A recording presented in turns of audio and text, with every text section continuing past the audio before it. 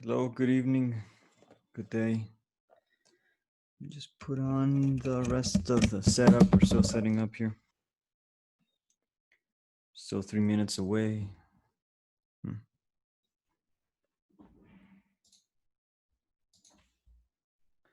Hey, Sarah, how's it going? Morning. Wait a minute, I haven't put on my headphones. I can't hear you. I can't hear nothing.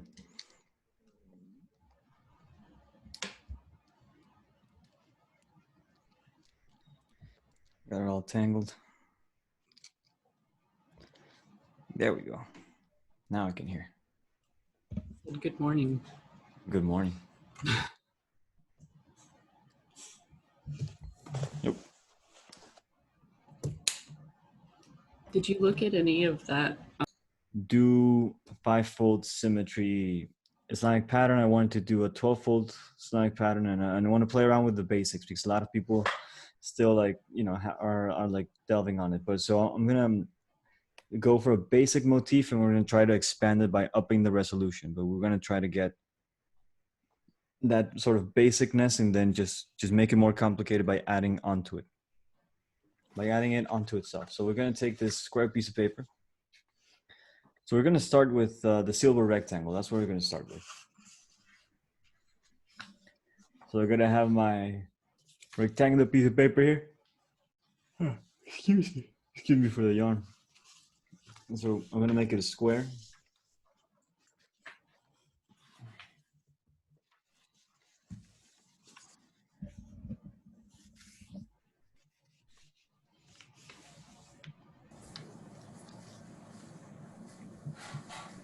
So silver rectangle means that square, turn over, and bisect this angle.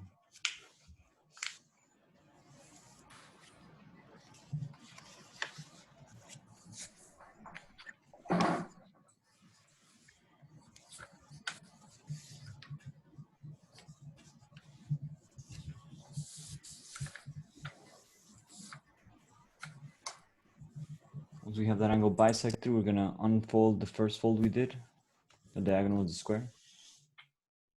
And where this fold, over here, where it touches the top, that's where you're gonna fold a perpendicular line on it.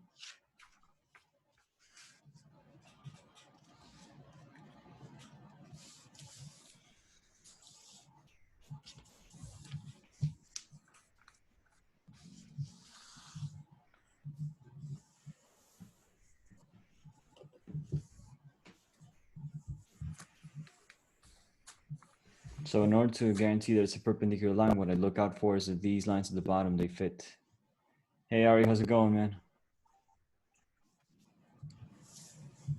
Hey there, good to see you. Hey. So we're starting with the silver rectangle construction. Can you run through the folds you just did? Yeah.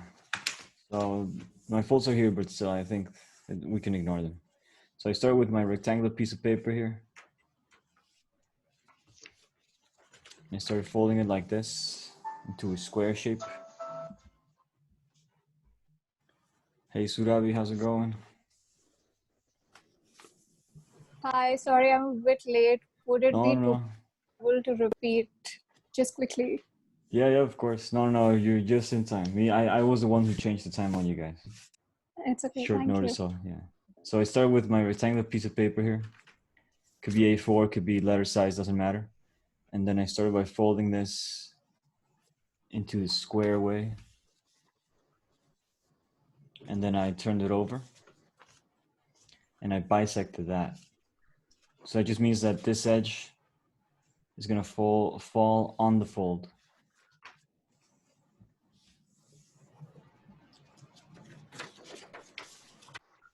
And then I unfold that. And where this line hits on the top here, that's where I do a perpendicular line.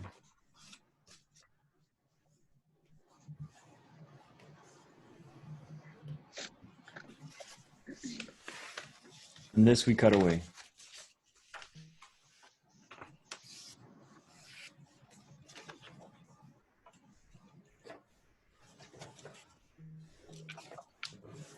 There are people who have these like special blades they use to cut folded paper, and pretty much just like you do a fold like this, and you just sort of set it up on the crease, and then you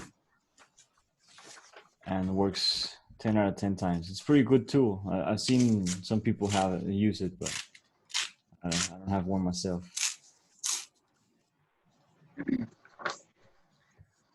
We're gonna use this for notes a little bit later. We'll see.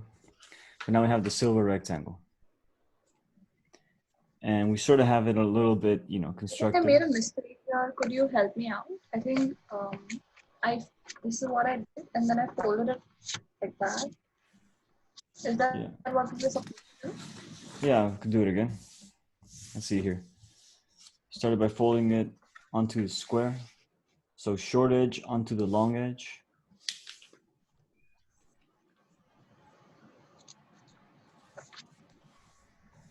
And then I turn it over and put the long edge onto the folded edge.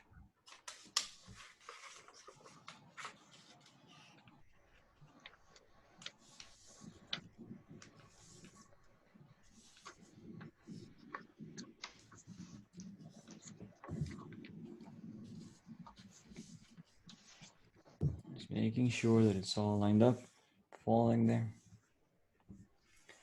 Then I unfold I think I this. got it. Yeah. Yeah. Yeah, the room is kind of dark, so every now and again it'll go fuzzy on me.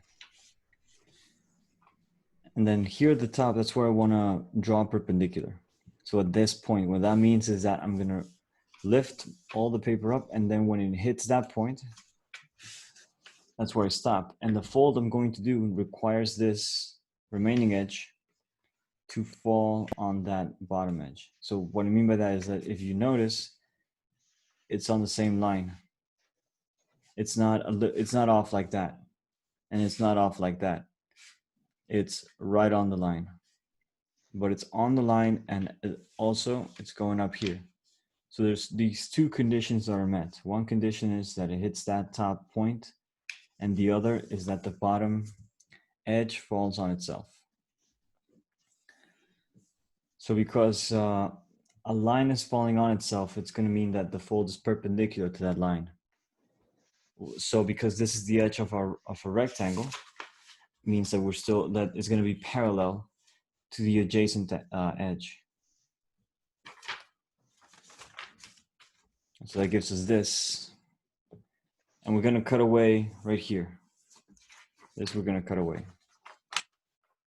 What I do usually to change a whole line is I sort of put my middle finger underneath, my top finger in the bottom, and put so like this, sort of same here, and then I sort of pull it, stretch it, get that line in, and then usually that helps the fold not be its own thing. So you could, like, if you made the slightest, not that dramatic, but you could actually end up making a fold that's not the fold you're looking for, like a fold that's just been beside the one you're doing.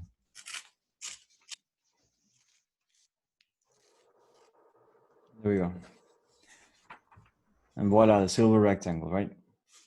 Silver rectangle, just to be clear, is 1 to √2. So if this is 1, it means that, and this is √2, it should mean that everything after 1 is the same as this diagonal. So we can actually check that by doing this. Right, put the edge onto the edge on the line.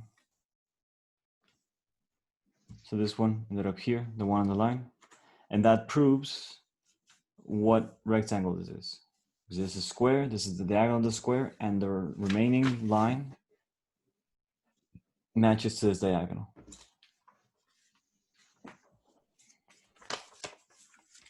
So we're pretty much just gonna see how this naturally brings up better than the last time we did this, because the last time we did this, I got too crazy. I got a little carried away.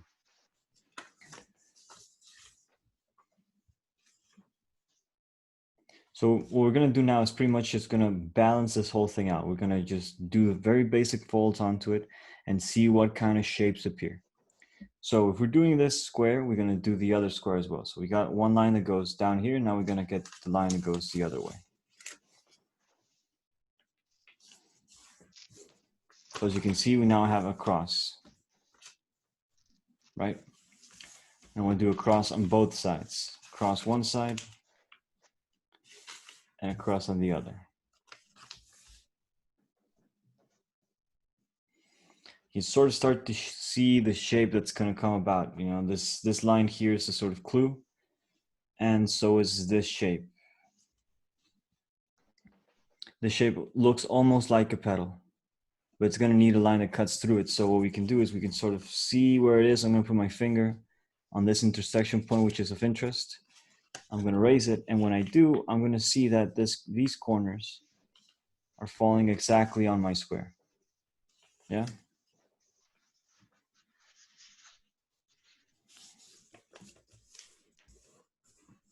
And so I do it on one side and I do it on the other.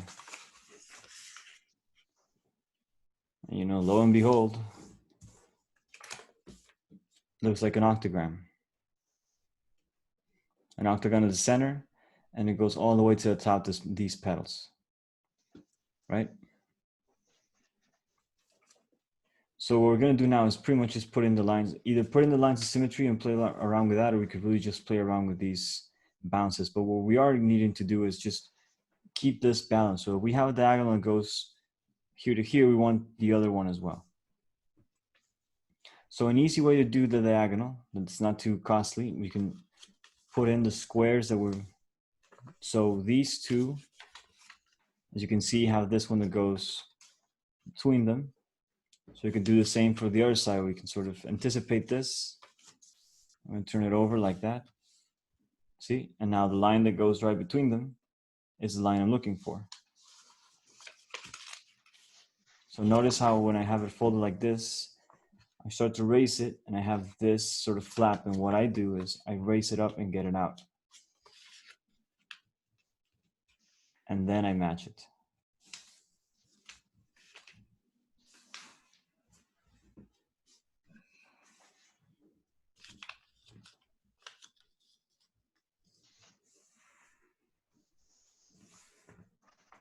Now this silver rectangle is one of those things. It's an irrational number and it's an irrational construction. So we can't really do this with a compass. No, that's a lie. We can't do this with a ruler.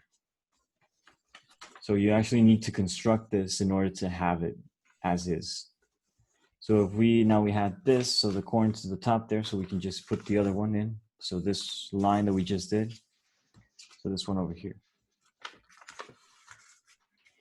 Although there is an approximation that could be, you know, used just as well, I feel that there is a difference regardless. If one is, you can also see here the sort of shape that's coming about. See the pentagram more, the octagram more clearly with its petals. So the sort of symmetry game that we're playing.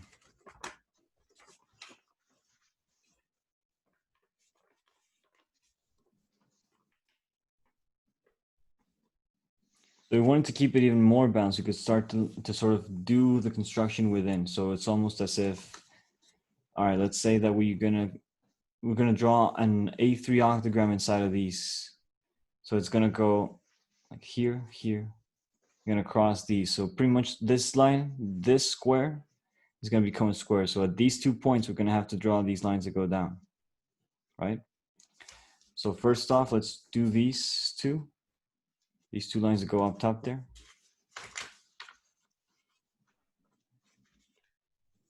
So now, again, there's several ways that we can do this. For example, since we know that there is a point of contact with a line, we can always fold that line and then fold onto it like that.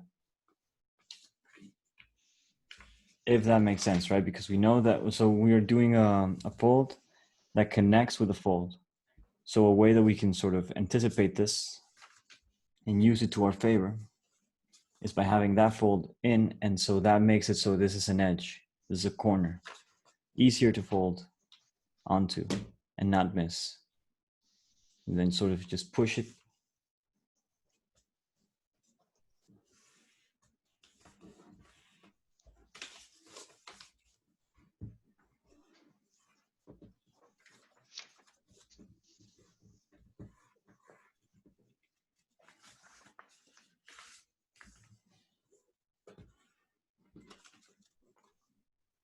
Now I folded back the other flap that I have here, this one. And you are going to see that it does match to these radial lines. They change angle, but they do touch, tuck, and then go down. So in the origami world, this could actually be a point of interest because we could start to play around with like doing double folds on it. So for instance, this line could help us like this and then come down. And these are the sort of things that we're looking for usually in origami, these sort of connections. So when you do those sort of things, like in fact, that one actually gave me, so this could be interesting. So we have this fold here. Yeah. And I folded this down. And now I have my cross here. Everybody see that cross? Lighting is unstable with this one. Let's see if I just leave it alone there, it'll sort of burn back. But anyway, you got this cross, right? And so I'm doing the fold of the cross. Notice also how it's a valley, right? Which means that I did this fold as a valley where my radial lines are mountains. Also notice how all my radial lines are mountains. So all these lines here are the same. Not that the mountains, just notice that they're the same. If they're all valleys, that's good too, because all you have to do then is turn the paper over, right?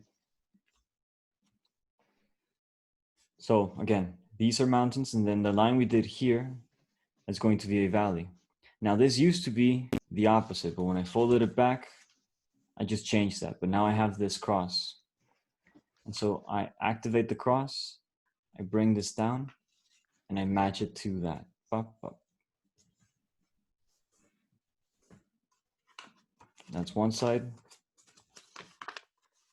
And up and down. And that's two.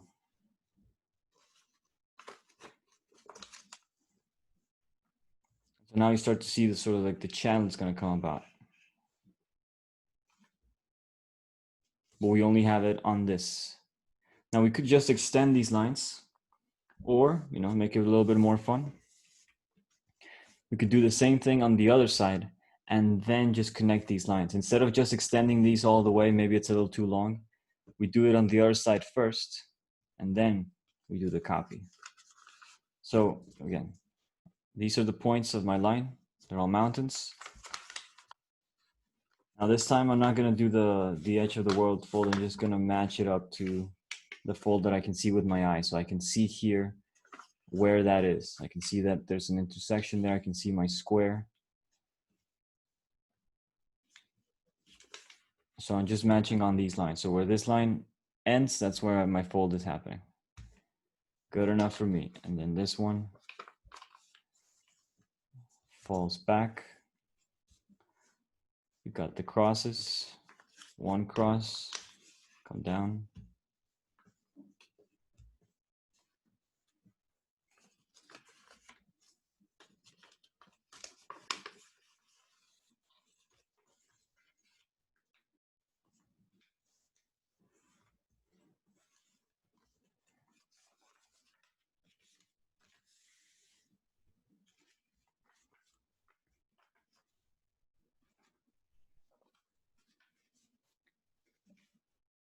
You can start to see how the octagon is starting to take a little shape for us. Now, here's a challenge that I think is interesting. So how would you go about doing a line that is going to complete our squares? So it's these 2 points, same, we want it all to be mountains. So how would you go about putting a line on there? All right, first simple way that I can see is just, you know, if it's a mountain, I'm gonna turn it over so it's a valley, and at those 2 points, simply gonna, you know, raise and fold where I can see the intersection. That's one way, right? You can just by eye sort of match it up and see, because there's no reference points we can use. Okay, so that's one. What other one could we use?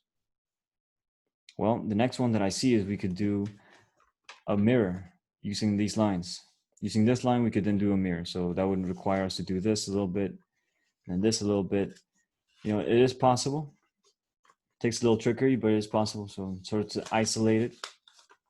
A little trickery, it's doable. But the other one that I was going for is we could add a fold. We could add a fold that is going right between. So we have the middle point. So because we want this one to be exactly the same distance, we could do a fold in the middle there, and that'll help us. And because this is a square, it's pretty easy to get that middle fold. So you can fold the square in half like this. So this onto that, and now we have the middle. And then we just sort of combine these folds, right? And we can see where that line falls, and then we can fold that.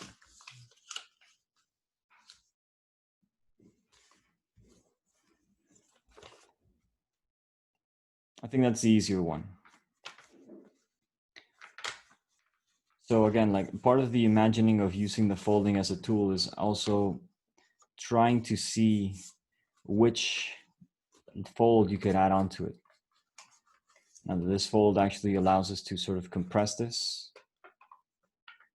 We got a squash fold happening on this square. Let's see if you can try that. So we got a cross, we got a square inside of it, and got a line that goes through it. So at the corners of the square, we go towards the end, bop, bop, bop, bop. Bring it all together like this, it'll make a little platform. And then at the lines, these lines that go here, the fold, I sort of press, and keep pressing, and bring it all.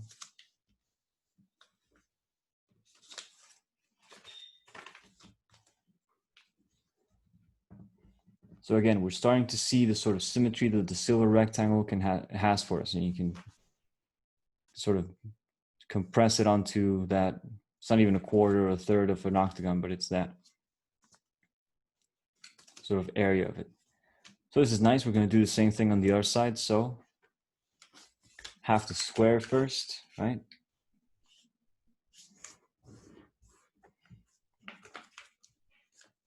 Now, the whole thing about doing these sorts of things is to try to imagine that the paper is a toy.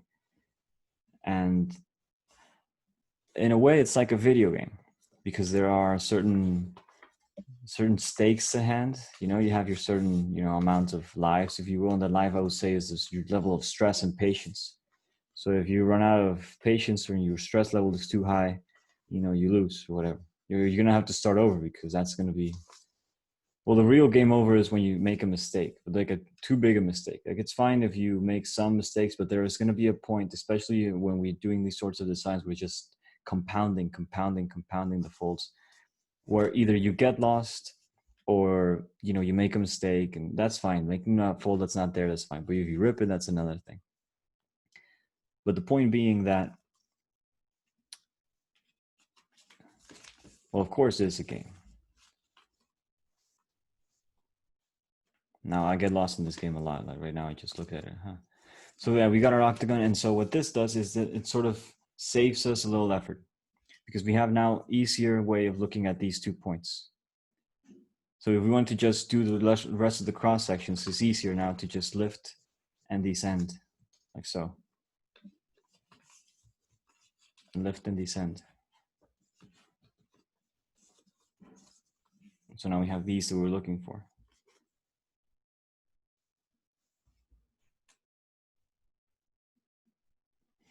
Now we can't fold these on the top without too much of an overlap. It's not wrong at all, but it's too much of an overlap. So we're not going to bother with that right now. Although it might do some nice mirroring, we're not going to do it. So I unfolded it now. So you get to see that now my lines here are complete. Get these, now I'm just missing these. So again, now it's, so how would you go about this one? So we're going to take advantage of the fact that we have a reference point where that line is going to hit out of. And if we take a look closely, we're going to see that that angle of that fold is actually a right angle.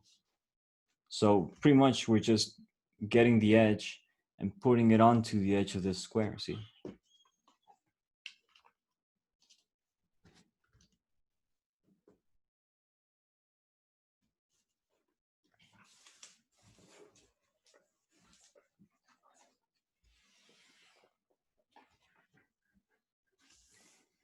So I do it for one side and I do it for the other as well.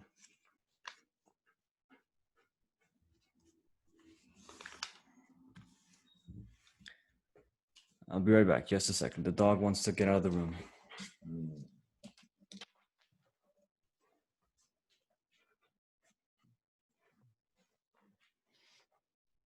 I guess not.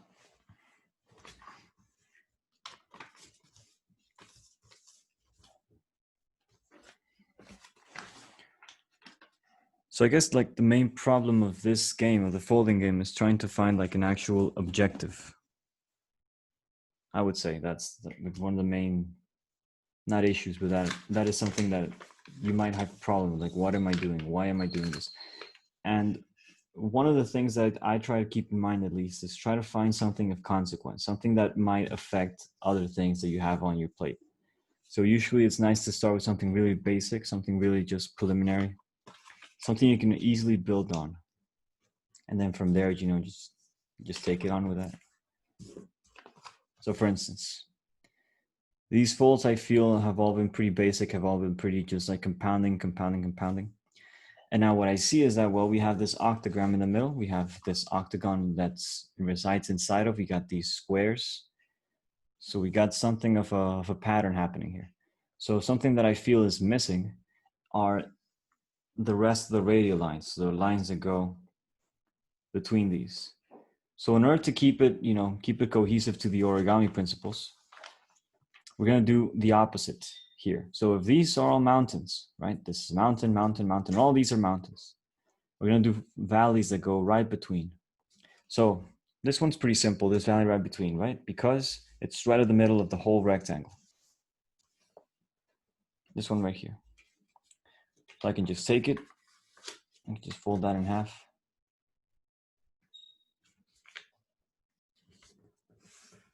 Again, I want to make sure that this fold is a valley when the others are mountains. And that's because if those are mountains and that's a valley, this will go like this.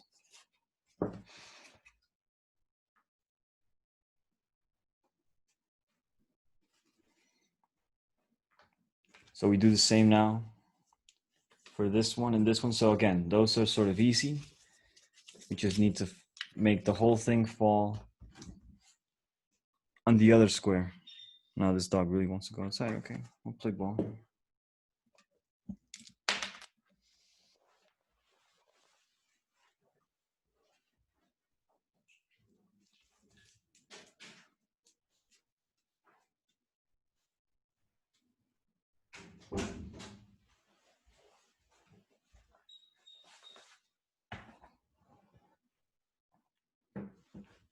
By the way, I'm gonna put up some music on the chat. If you guys want to get on my vibe.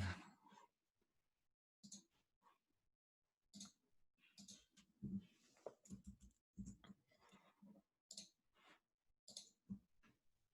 can put it in the background on your headphones, whatever you want.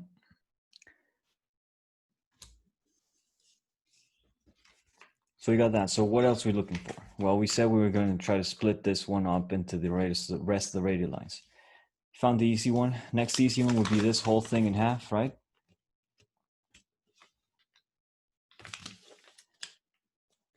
So I guess beauty is a guiding principle in this folding game.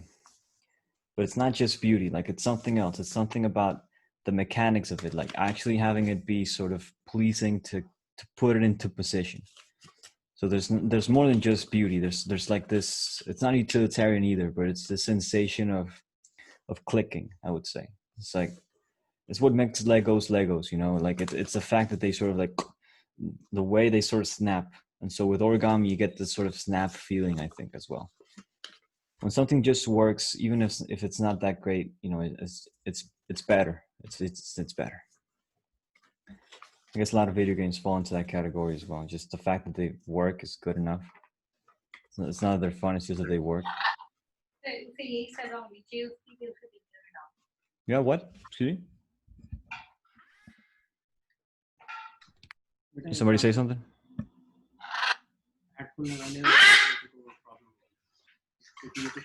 Oh, it might be some background noise. Let's see who it is.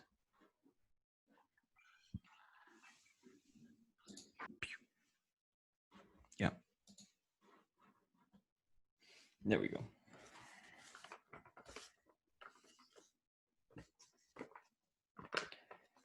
Okay, so all well and good. Now we can actually like make something out of this. At least I feel that now we can sort of play around with this a little bit more. We can see, for instance, we have that, if you wanted to play with that. So, you know, one is tempted to leave it at here. One is tempted to say like, well, you know, like I got my octagram there, I got my octagon, I could play around with that, make it more basic, or, you know, let's make an Islamic pattern with this. There's one that's pretty basic that's inside of the octagon, and that requires us to use this pedal. So this one has a mirror effect. So we're gonna do the mirror on these first. So it requires us this mirror to see this shape. So here's the shape that we're gonna keep an eye out for. There are several of these and they overlap, but this is the shape. Now something else, if you wanna like really maybe use your mind in something, like the octagram could be a representation of a hypercube. So you could use the octagram as a sort of like trying to bend your mind to try and see the 6 cubes inside of this thing. There are 6 cubes inside of the hypercube. Was it the 6 cell or is it the 8 cell? I forget, but it's the hypercube, the tesseract. But anyway, this is the line There's a we're cube looking. on each face. On each face is a cube. Yeah, so there's 8 cubes. 6 faces on a cube. Right. But then there's the one inside. No, there's no There's inside. 6 faces. 6 faces. So this is the fold we're going to do as a mirror. So when I'm folding here. So this fold we're going to have to include. Notice how it's the same as the opposite. So this one that's coming in is going to be like the same of that. So what we could do is we could fold this fold, see? And then fold this one. And then sort of mirror that.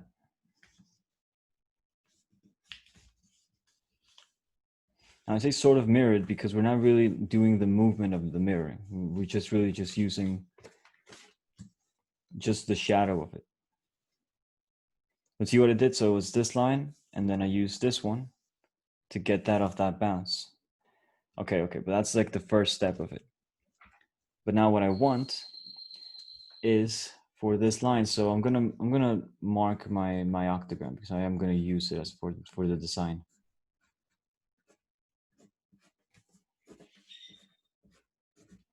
So I have my octagram, and then this line is coming in. So what I want is that when these lines that are coming in hit this line that I have here, this mirror line, I want them to bounce off it like a mirror. So if these lines are coming in, I want this to go like this, pretty much. That's the idea. So this line that's coming in, this one, I'm gonna fold that first. And then I'm gonna fold the mirror line, this line, second. So here, and there's my mirror line right there. Boop.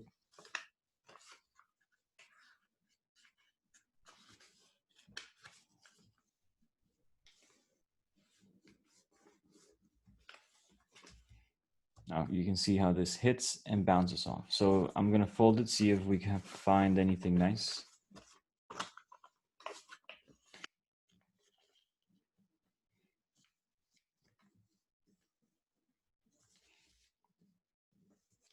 Well, what I see that's nice is that this fold intersects with these points.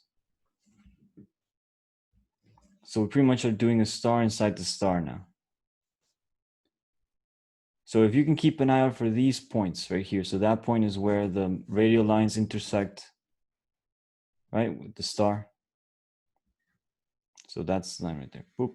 That's the one that's gonna sort of continue in order to describe the rest of the shape. So we do the same thing for the other side.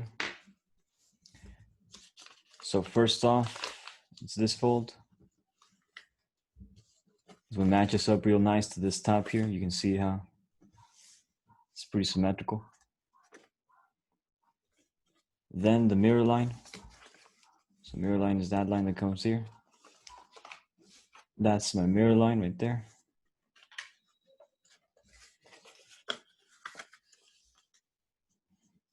Now there's two ways to fold the mirror line. Perhaps it's a little too much for right now.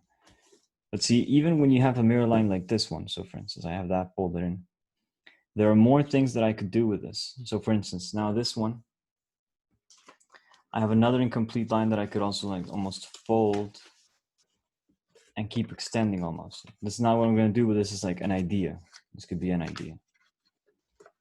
So I could start combining folds that I have to try and get some action going.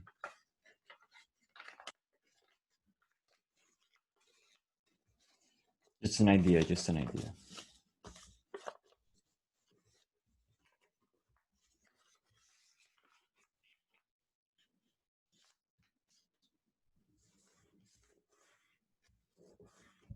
So again, I'm matching these lines with this one, comes in and hit that and hits this one. There's an intersection there. This one, intersection. And so what that is, it's pretty much inside the, again, we're keeping this in mind.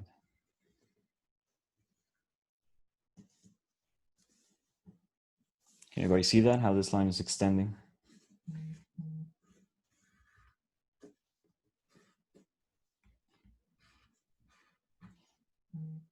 And so a way that we can save time is to try like to put this line on top. Well, we could do this mirror trick, but a little differently this time. So we only need the one. So I'm going to change this fold that I have here from a valley into a mountain.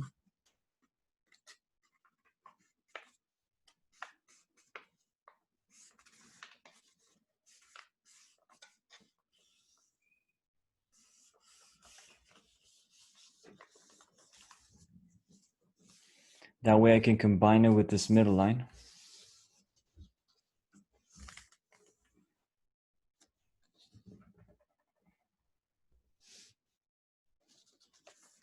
And then I can turn it over. Do that onto it like that.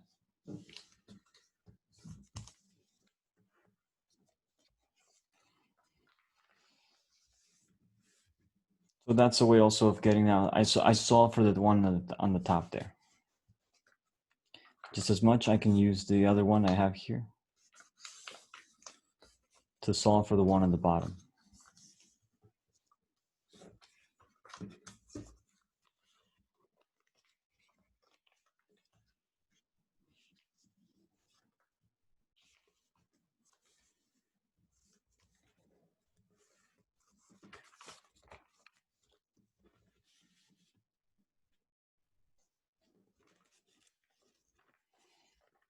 Now you're going to start to see the shape that we're sort of going for. It's a classic shape, you know, you're familiar with the slang patterns, you're probably aware of this one. But this is one that's almost automatic to folding, I find.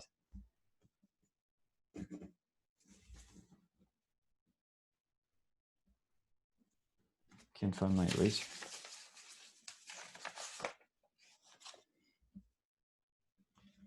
Let's see.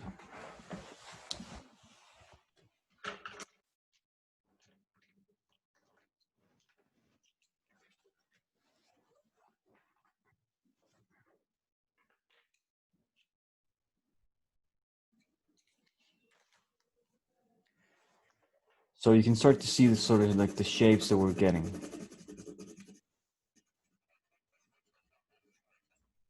Right?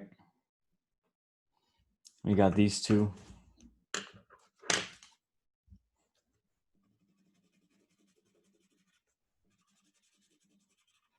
Right? So you can start to see the sort of like effect that we're sort of getting onto the paper here.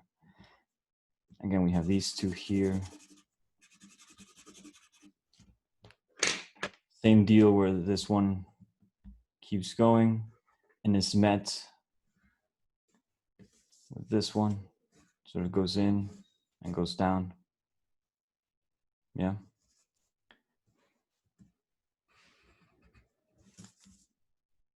So there's several ways that we could do this. So let's start to think, like, how do we get these shapes as well as here? Well, we have the same, the very basic solution, and it's pretty effective, of just drawing folds to complete this star inside.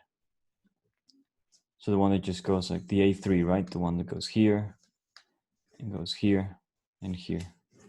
So just to put in this star inside of those points will give us the channels we need. So, you know, this is pretty powerful stuff. But the question would be like, is there a way to sort of fold it easy? So again, this trick I'm doing right now is just very simple eye sort of coordination. Just get it to where I want those points to be. I can see that several lines are aligning. I get a little rough estimate. I line it up so that it doesn't like skew off like this and it doesn't skew off like that. So it's those points. And I want to make sure that it's a perpendicular line.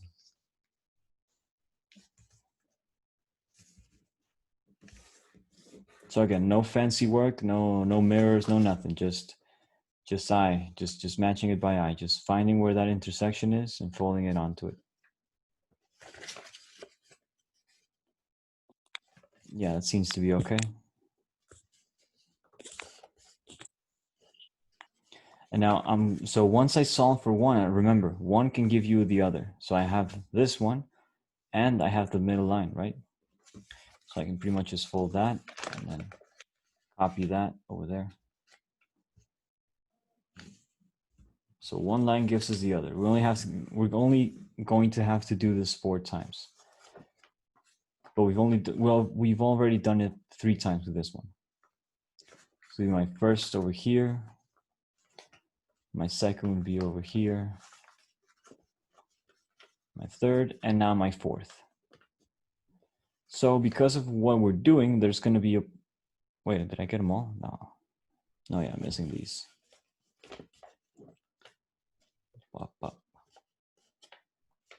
So there's another mirror that we could use, but the reason why that might be a little more difficult is because if we use this line, let's see, now this might be a little too convoluted. Okay, so the difficult thing about sort of explaining this sort of thing is that I'm biased by what I see, by what I noticed. So there are, for instance, several points here on the middle where our line is intersecting with several of the radial lines. So I have a tendency to sort of match it with the outer ones, but they also match on these inside in different ways, right? So there's a choice to be made. And in that choice, that's where you come in.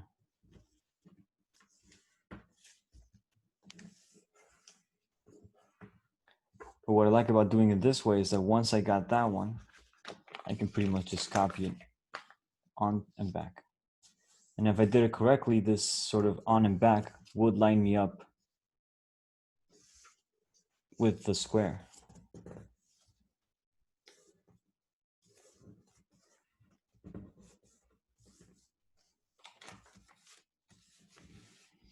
Now this is all well and good. You know, I have my channels that pretty much is going to end up describing all the shapes that I need.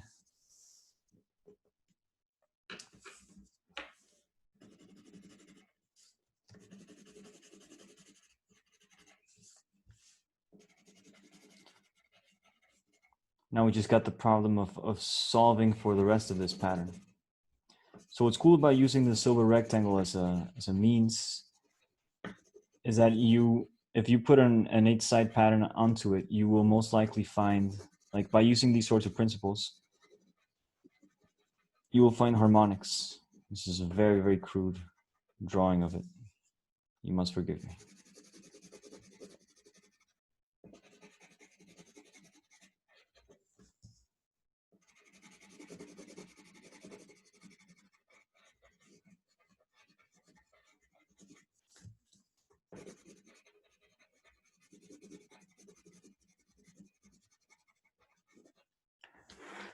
And also, what's nice about using these sorts of folding methods to fold the assigned patterns is that you get to see how shapes are formed. So for instance, this torso, we've established that it's formed by either drawing in an A3 inside of the smaller octagram or by mirroring upon this line. Yeah. So if we didn't have this octagram for whatever reason, we know that if at least we have this sort of petal shape, and what I mean by that is like this petal shape, this one that goes from the octagram outwards. If we mirror that on its origin to the other, we have the torso shape. So again, to try and see not only in the terms of the fold, but in terms of mirrors, in terms of bounces, it's also quite useful. And folding is a great way of sort of getting to that analog, the idea of mirrors and bounces and all this. It's pretty natural to folding, but it's not exclusive to it. But it is helpful to think of it in those terms, I find.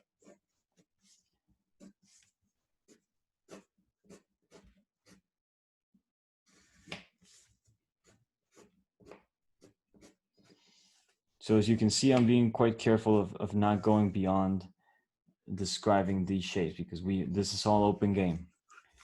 We have all open game up in here. So for instance, very naturally, I can see that there's an octagram here. I can start to see sort of the outline for it. The only thing we're really missing is just the one that goes here.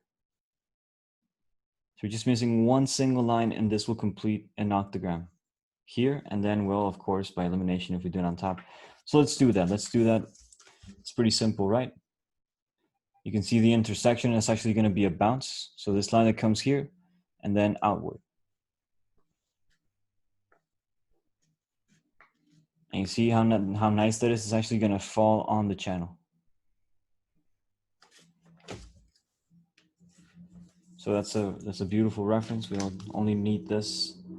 Also notice how the channel that we've just described does a sort of a reduction of the square. Okay, so what I mean by that is that, well, first square was this one, right? This was the first square. And then we got, like, inside of that square, we got the √2 square inside of it. And then further, the next channel on it, if we completed it, we will get the same sort of √2 reduction inside. So like the next step on the sequence of this, like this shrinkage. So what's cool about this is that there's a guiding principle to the way that this sort of unfolds and happens. And what's really cool about that is that we can see it in different ways. So you can see it either in this terms of reduction by a ratio of an irregular number, a rational number, or you can look at it as stars inside of stars and not even bother with the mathematics of it. You can just see that is a pretty star. I'm going to put it inside, and that will solve it. And that's what's cool about like these sorts of designs and these sorts of tricks, that you're guided by what you think looks pretty, but in fact, you know, you're being guided by some mathematical underlying principle without your consent or knowledge. So you can start to see the sort of shapes that are starting to appear for me. Now I have options here, right? Either we can put in a square here. So how could we go about that? If I wanted to put in, instead of one of these, although admittedly, I would want to do that. I would want to do the, like this, just to keep it, you know, the same, right? See, there's a line there. So this could even be a cross. But let's spice it up a little bit. So let's say that we wanted to do a cross. So the way that I would go about it is that, well, I find that there's this intersection here, or like this line that these two share, that goes right between this. So if we use this line as a mirror, we're pretty much just going to draw the same thing over on the other side, but it won't complete real nice. See, it won't end right. But what will end right is that because this one lands here, right? We said, what do we say about the petals, right? If we have a petal, we have one of these torso-looking things. We just need the mirror. Okay, so where is the mirror? So we sort of continue. We see that it's there, so it goes here. And where's the other one? Well, we find that it's here. So the mirror for this one is going to be here to here. So that also looks by a bisection. That pretty much just looks like we just take the edge up and we put it up onto that edge of the octagon. And that's actually going to fall also on that bottom of that torso shape.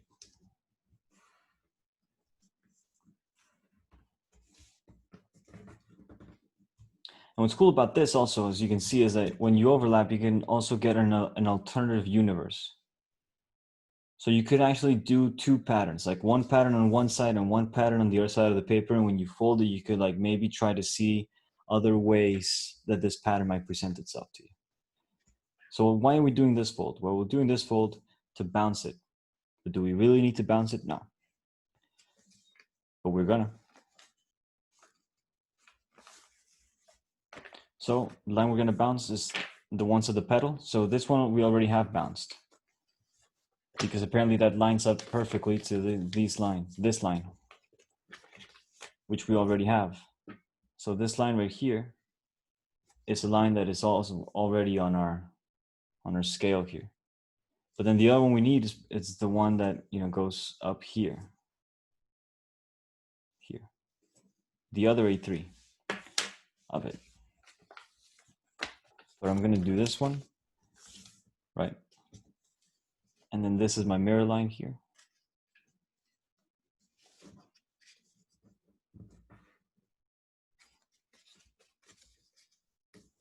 You can also start to see that this sort of matches up real nice.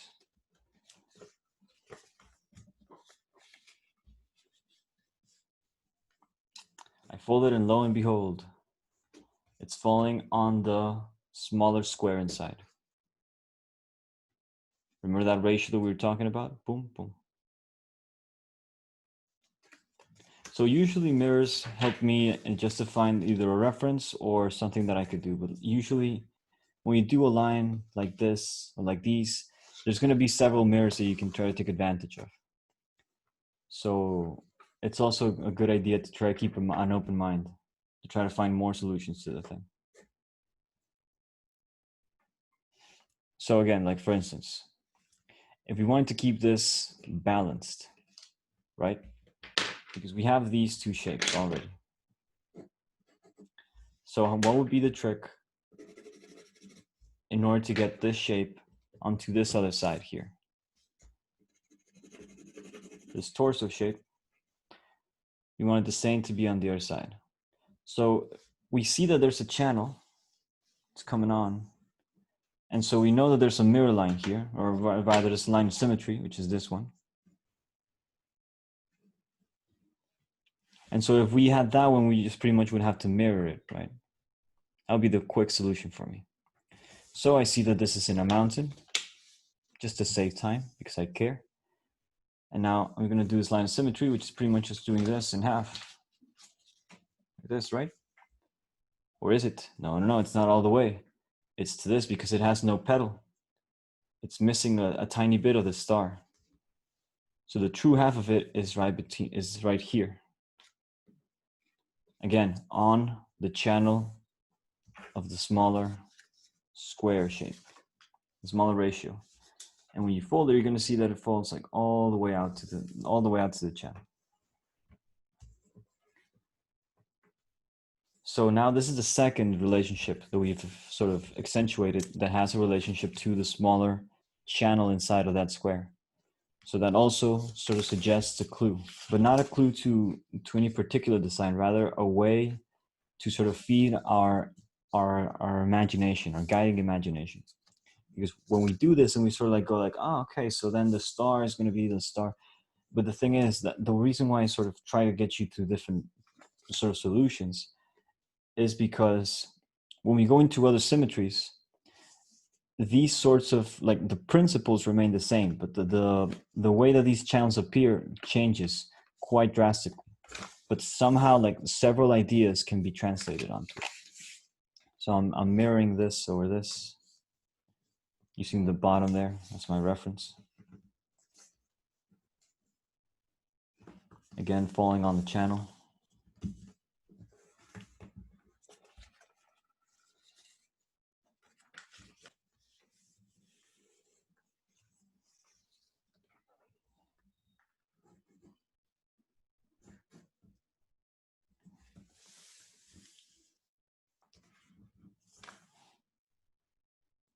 Now again, if one were so inclined, you could actually start to fold these up in a way that might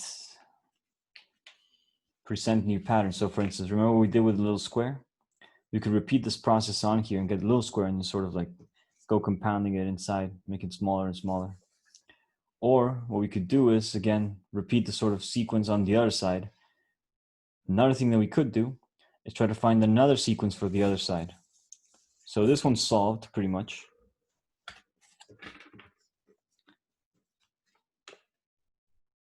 Now there's one line here that's missing for me. Oh yeah, the copy of this one.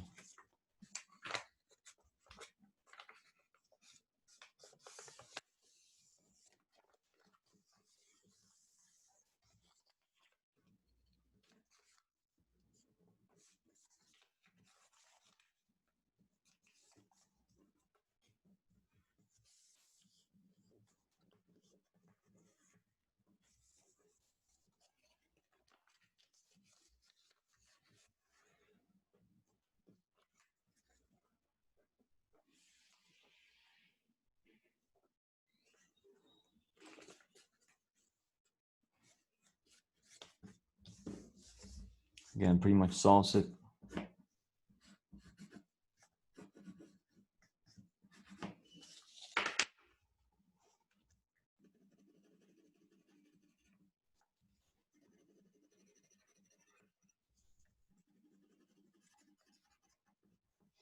Now we don't really need to do the same thing on the other side. We can actually start to play around with this side and try to find some new shapes. So what are the shapes that come about? So for me, what I see is I see that perhaps this could be used as a torso. And this is the bilateral symmetry of it. So if we had a line there, we could copy it and do a little torso shape here. That's one, all right. What else we got? We could do a half star, like a star that's somehow cut in half that sort of goes on in a way. But something that will be needed is just to take into account that these lines, like lines always follow. So we can't just abruptly cut a line. So if this line's coming on, the line's coming on. Just gotta keep going.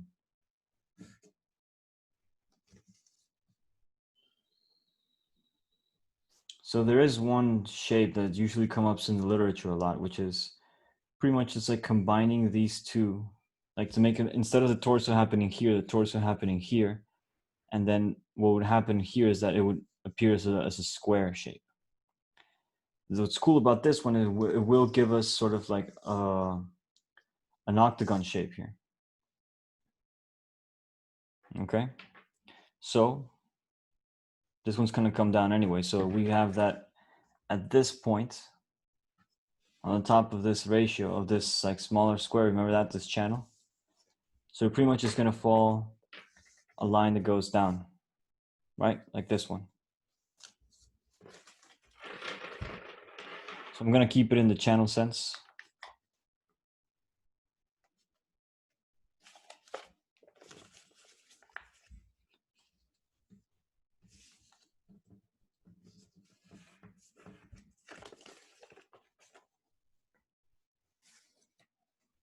Man, I wish I had my eraser.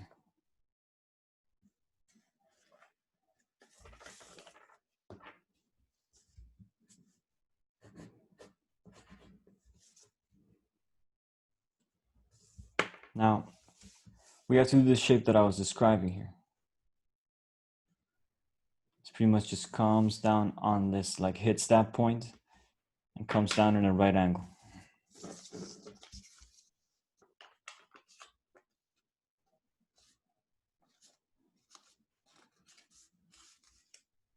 So it actually hits this one on the top, goes through that one. And this rectangle that we have here, this is a √2 rectangle. So the grid, the irregular grid that shows up in this rectangle is going to be a sequence of either a √2 rectangle followed by a square or a square followed by a square. It'll go in that sequence, like square, square, √2, or square √2, square, square, √2 square. So it'll go in that. So it depends on which pattern you choose, but it will go usually in those rhythms.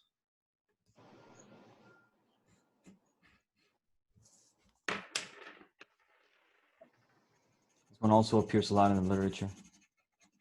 Sort of solution. Right? We have a nice little square there that appears.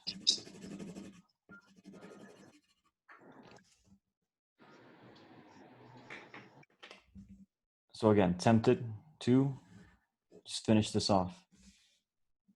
And so what will come next? Well, actually now I can see several solutions for this. See, because either we go down like this. Why would it? Oh yeah. Could do that and then just finish it off here. Right? And just get that octagon real nice. But I'm also seeing that this line's coming down. So these lines are coming down like that. So we could even like finish off this torso. And keep with the channel, right? This line would complete there. But we just need one that goes here, another line.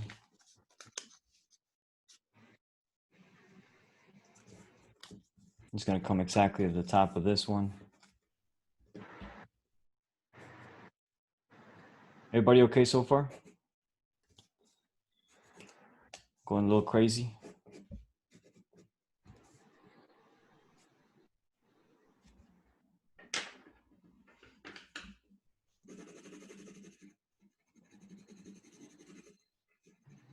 See, the idea is options.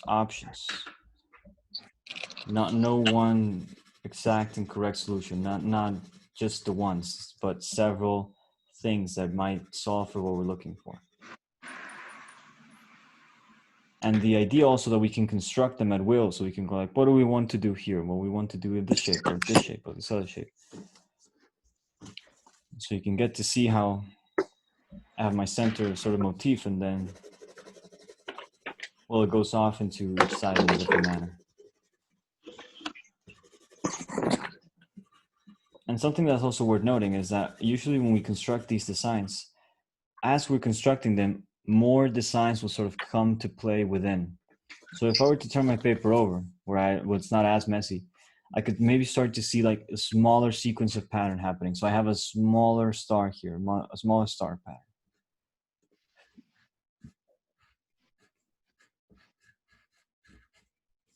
But this one, if I wanted to like change it up a bit, I could not do I could instead actually extend these petals.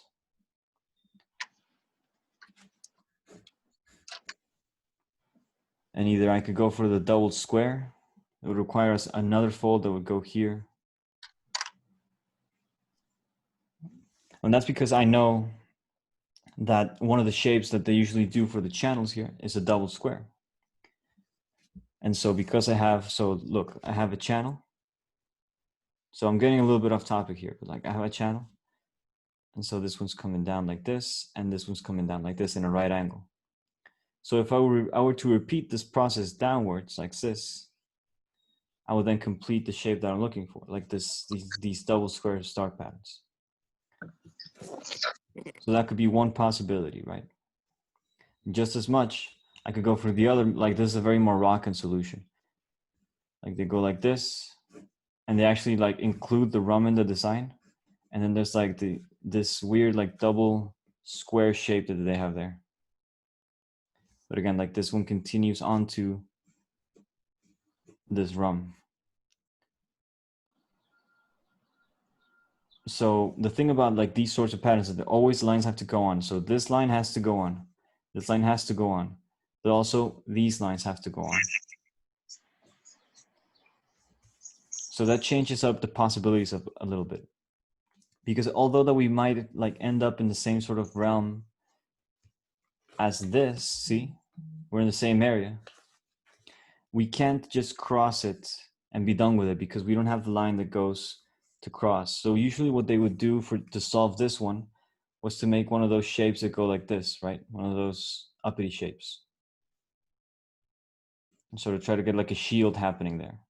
And you can do that, but then you can try to see like where this line's gonna go. It's gonna go down. And it might even match here with this rum. But see what I mean? Like one shape makes the other. One shape makes the other.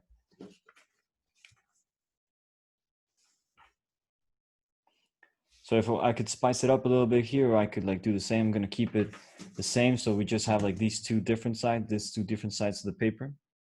But again, like you're invited to try to spice it up, right? So as I folded this one down, I find that this one actually falls onto this line. So I can just take advantage of that.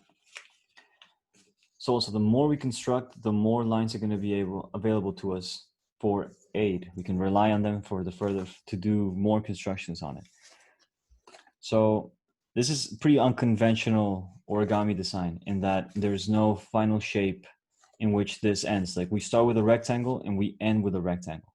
The only difference is that we're using the creases inside of it to sort of accentuate a beautiful symmetrical pattern. But other than that, this is pretty unusual in that sense, because usually the creases that we're doing, like it would, if this were like a traditional or a normal origami class, we would like fold these in and be like, all right, guys, get ready to do the folding. And then we would like sort of use these folds to crunch it into something else. It could be like a little bird or maybe a flower or something, or just a twist pattern. We could just like, even twisting. And what's funny about that is that these patterns can actually be great for twisting. Now they're tricky. They're very tricky to twist, but they do. So for instance, this one is one I was working on yesterday. So notice how at this point, there's 8 sort of channels happening. So I have to like, it's a weird thing, but here. And there's also a silver rectangle, by the way, you might notice. But see, like those 8 currents that are happening there, all those are channels just the same as these we're doing here. Now, the only difference was that how, like to get this trick in order to get these to sort of fall and twist in a certain direction, like that. This one required a little more, you know, playing around with it to actually get it to fold. But then once you have the channels like this, now you can like add the rest of the shapes in. So for instance, I had some squares there. So I sort of see I'm popping it back, and then there's this line that I have there. So this one, now this one's forced. Now this kind of twist is forced because this one's coming in. So this one's going to have to compensate for that energy. So if it's coming in, boom, it's going to have to come in. And this one's going to have to give. But see, the thing about this one is because there's an odd number of shapes, so you'll recognize square, octagon, square, square, right? That's the traditional, very basic Archimedean tiling of the 8, 4, 8.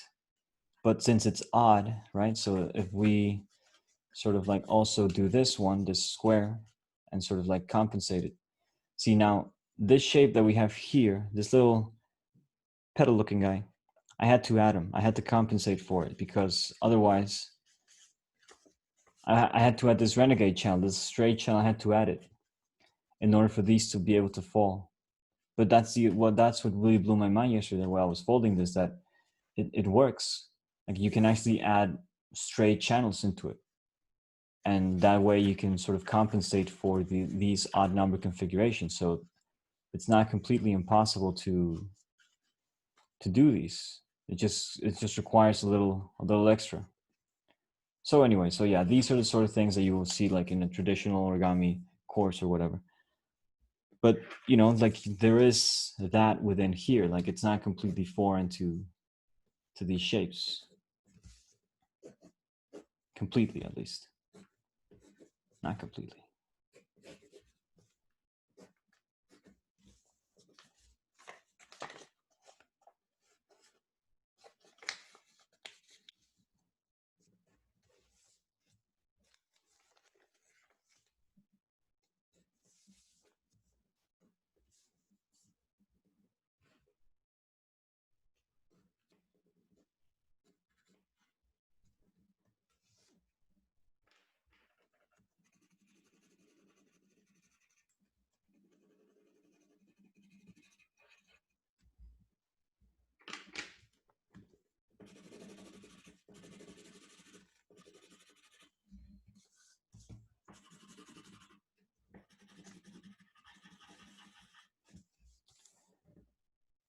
So that pretty much does it for this one.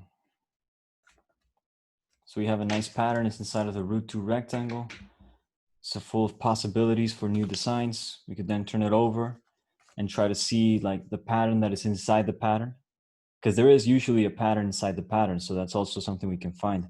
It won't be complete. Like for instance, here I would have to add some lines on it, but you know, it gives you a good idea of what is inside. So then you can do this thing of like, all right, shape follows a shape, follows a shape. And this one, I get to keep my center sort of motif, my rosette, my star with the petals and whatnot.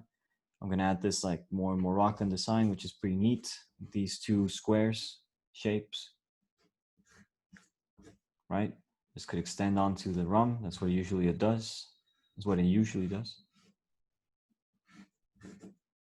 We're gonna leave that for another time. Well, I might as well just finish the rum with the shape, right? At least.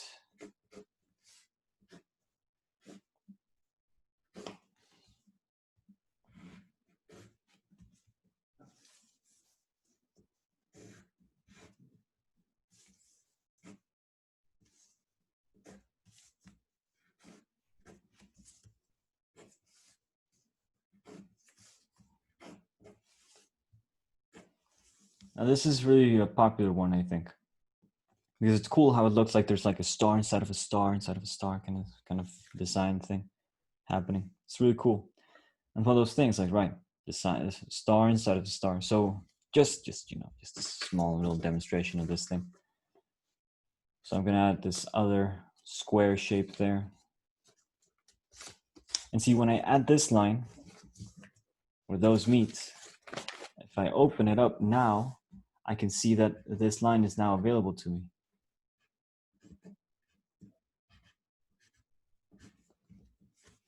See that? Now there's this shield shape there. And so either that can continue into one of those like another half square kind of shape. But that's the way it has to be because this line has to continue. So, you know, that's the way it is.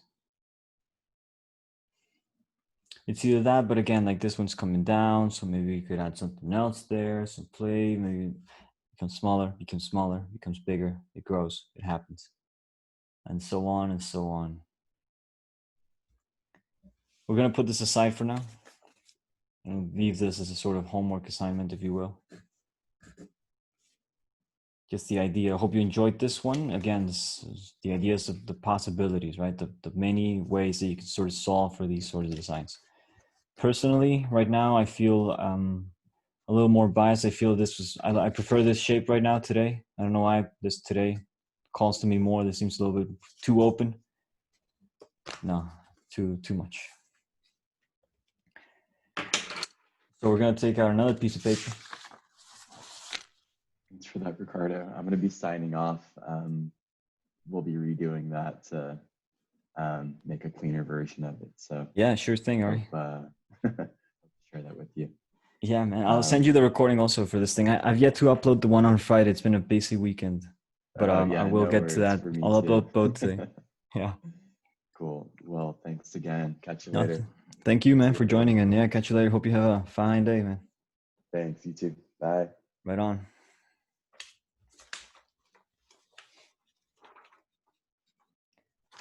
So we have our new rectangle shape that we're going to get. We're going to get a square out of this one. Now, don't crease it too hard. Don't crease it too hard. We're going to go for a pentagon construction. But we're not going to like stay in the pentagon. We're going to extract what is popularly called a Penrose rum. We're going to extract it from the pentagon because that's where it resides. That's his house. We're going to go into his house. And we're going to take it from him. That's what we're going to do with this rum. So it sits between the star. So we need to fold first a square. So if you have a square, you know, you can use that. Here, this is like a little tricky right now for me. Only in that I don't want my diagonal line. Like this line that's here, I don't really want it all. I don't want it too hard. So I sort of do all sorts of workarounds so I can be sure that it is a square, but that the diagonal is not there. So what I do, for instance, is I find the point and then I draw a perpendicular. Remember that stuff about perpendiculars? So pretty much just like add a point and then just making sure that this lines up, and that this lines up, and that's what we're folding. We go one way, we go the other way, and we cut at it. So this Penrose rum is a very special characteristic. So it's part of the tenfold family. And so therefore, because it's part of the tenfold family, so tenfold means that the division of the circle is in 10 slices. So that means that it's 2 pi over 10, because 2 pi is a circle, right? So tenfold family, we're counting to 10 for a full circle. Now, a rum is 4 sides. It's a polygon with 4 sides, which means that, you know, if we add the angles of it, we're going to get 2 pi, because the sum of the internal angles is equal to how many sides it has minus 2, right? That's the sum of the internal angles. How many sides it has minus 2 times pi. So if it has 4 minus 2, that's 2 times pi, 2 pi. So 10. All right. Okay. So that's fine. So this drum has a mirror symmetry.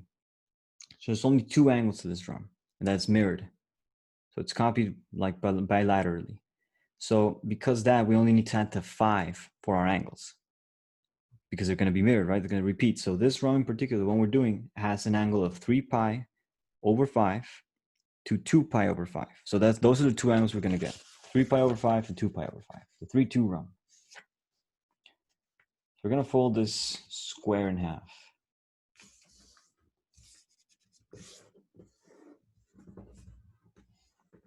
And so that was a lot of verbal explanation. But, you know, you'll see what I mean. We fold this in half like so. We're going to get the root 5 happening. So that means I might as well use my addition, right? We have a square. So this could be 1 and this is 2, because this is double than this. And the diagonal of this is going to be root 5. Because according to the Pythagorean theorem, right, if we have here that's 1 square, and here we have 2, so that would be 4 square. So that means that inside of this guy is going to be 5 square. But we can't draw 5 squares. You know, it doesn't make any sense to draw 5 squares. But that's what the area is going to be at, because we're adding these 2. So 1 square plus 4 square, that's 5 square. So the root of it is going to be root 5. And that's what we're looking for. So we have our paper folded like this, and now we just one corner to the other corner. Again, keeping it folded in order to pinch it where the universe ends, right? Because it's folded back.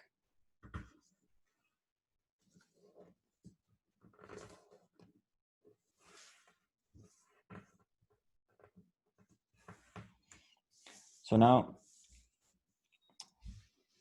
I'm almost like, I look at it and it's like, the torso shape, right?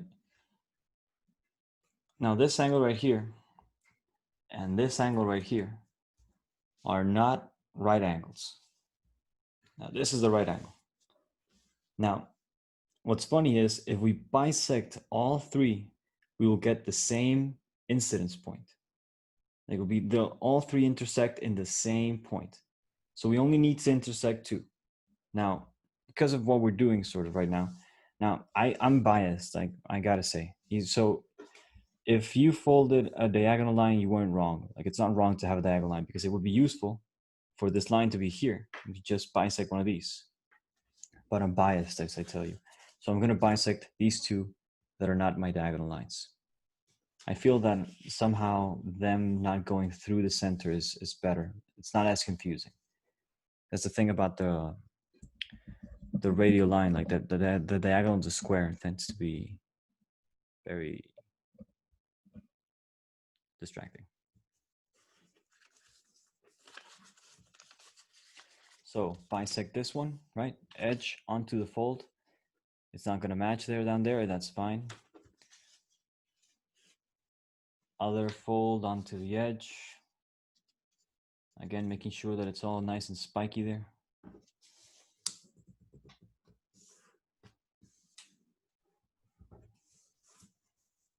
Now, I unfold.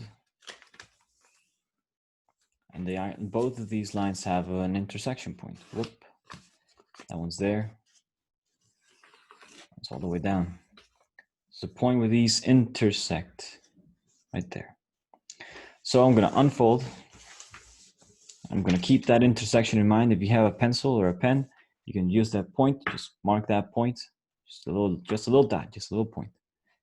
No, nothing. And so at that point, we wanna draw a perpendicular line. Now this is a little trickier because there's no reference like before, like it's not, we can't use the edge of the universe. But here's what I do. I've noticed that these are both valleys. So in order to be sure, at least like make sure that it's better, I'm going to turn the paper over, keep my point there in mind, and then I'm going to fold that onto that point, making sure so it's perpendicular, right? That means that these lines match, this line match over here, and goes through the point. So these two conditions must be met. Lines perpendicular, point. Now the cool thing about origami, like one of the cool things about like the rules of paper folding, is that if you have a condition like the one I just described, where two things are happening, there's only going to be one fold that satisfies that description. Only one. So you can have faith, you can trust. If you have it lined up, you can just, and that's going to be it. Like, there's only one. And you see the reason why I do that in the opposite is because then those would interact. And if they go through the same line, then you know I'm right. So for instance, this one is a little bit off, but ever so slightly off. So I'm going to keep it. It's just, yeah, ever so slightly. So we have this, all well and good. I turn it over. And now, again, I want to mirror. So I want this distance to be over here. That's what I want, this to be over here. So what I can do is, I can fold this, and then fold this line right between. And then use the excess on the back there, this, fold that onto it.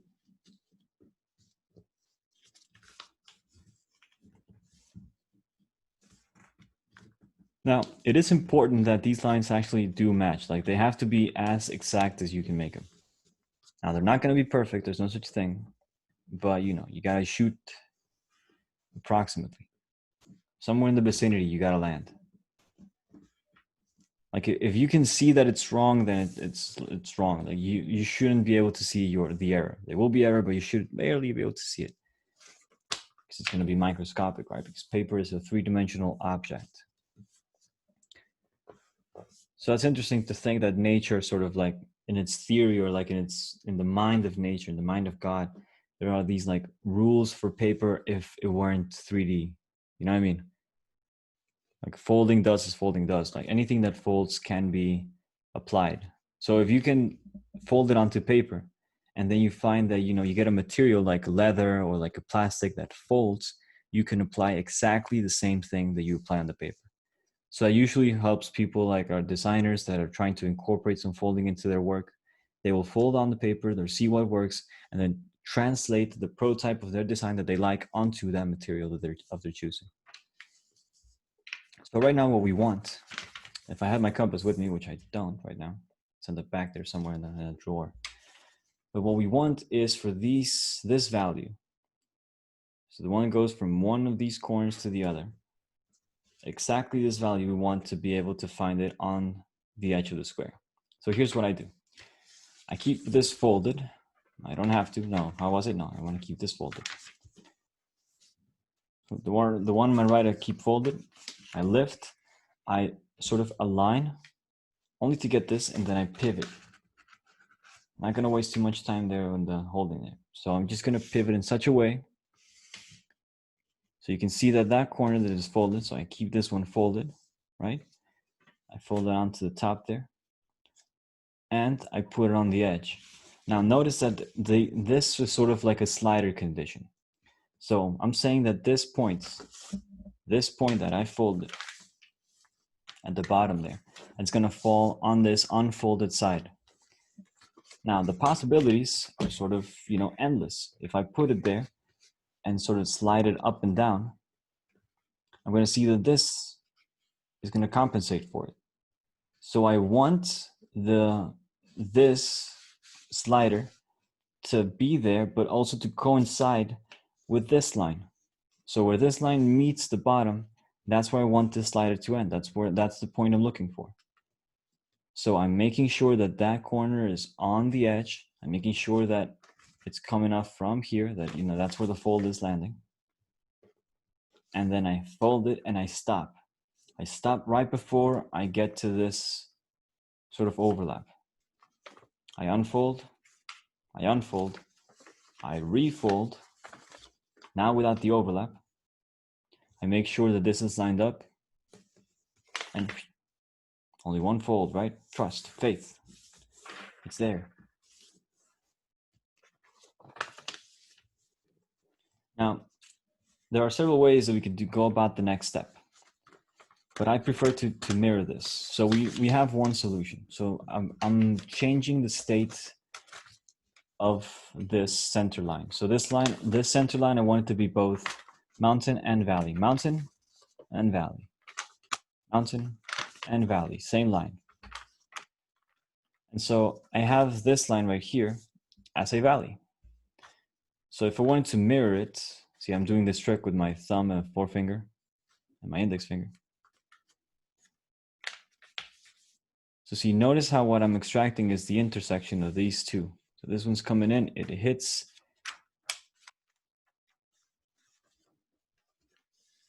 This is the mirror trick.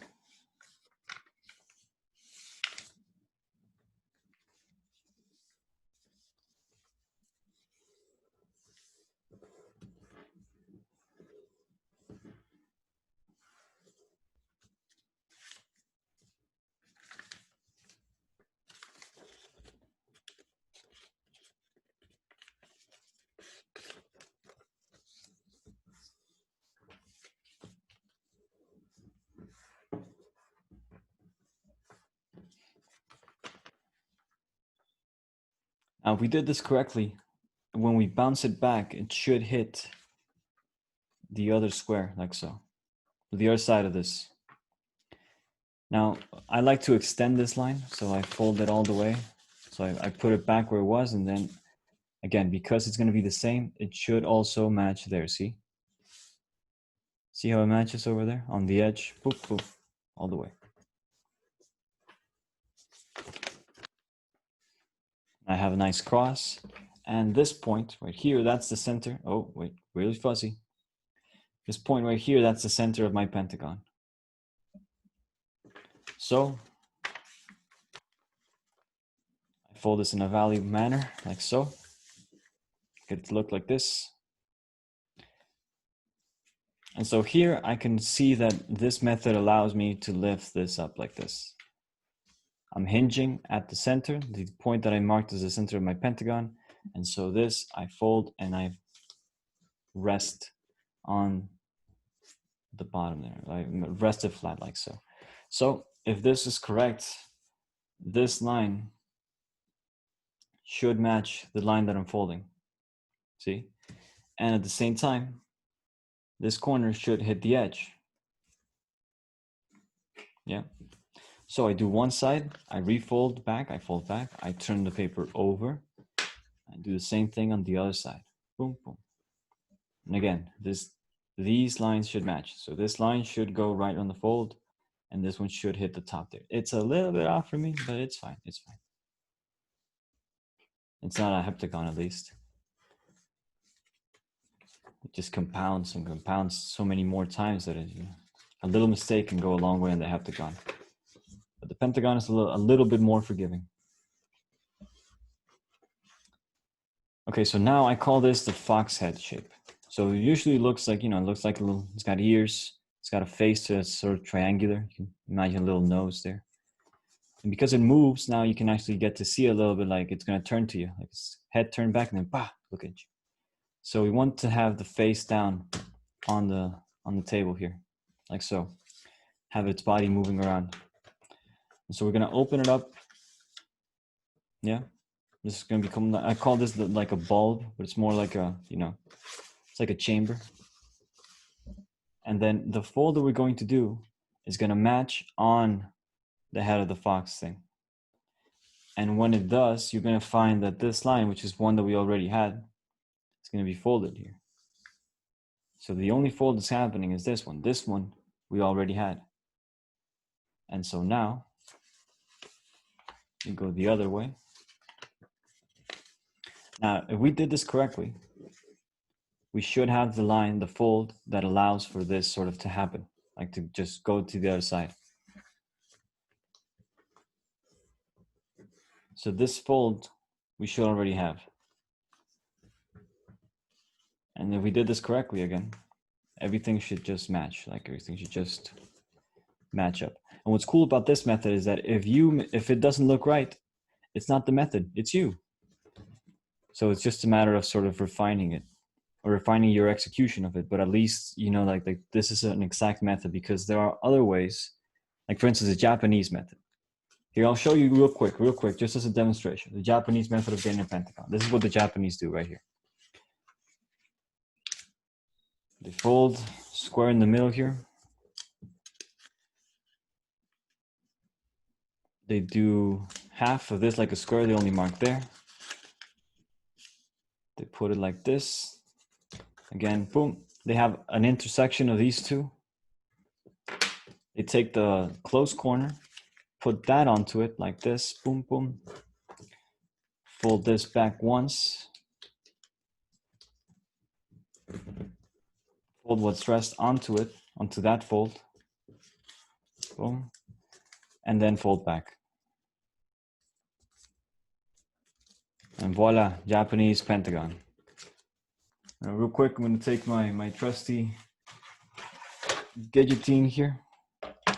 If I'm not mistaken, which I maybe am, this line should be the pentagon, but I may be wrong. I've been wrong before. Let's see here.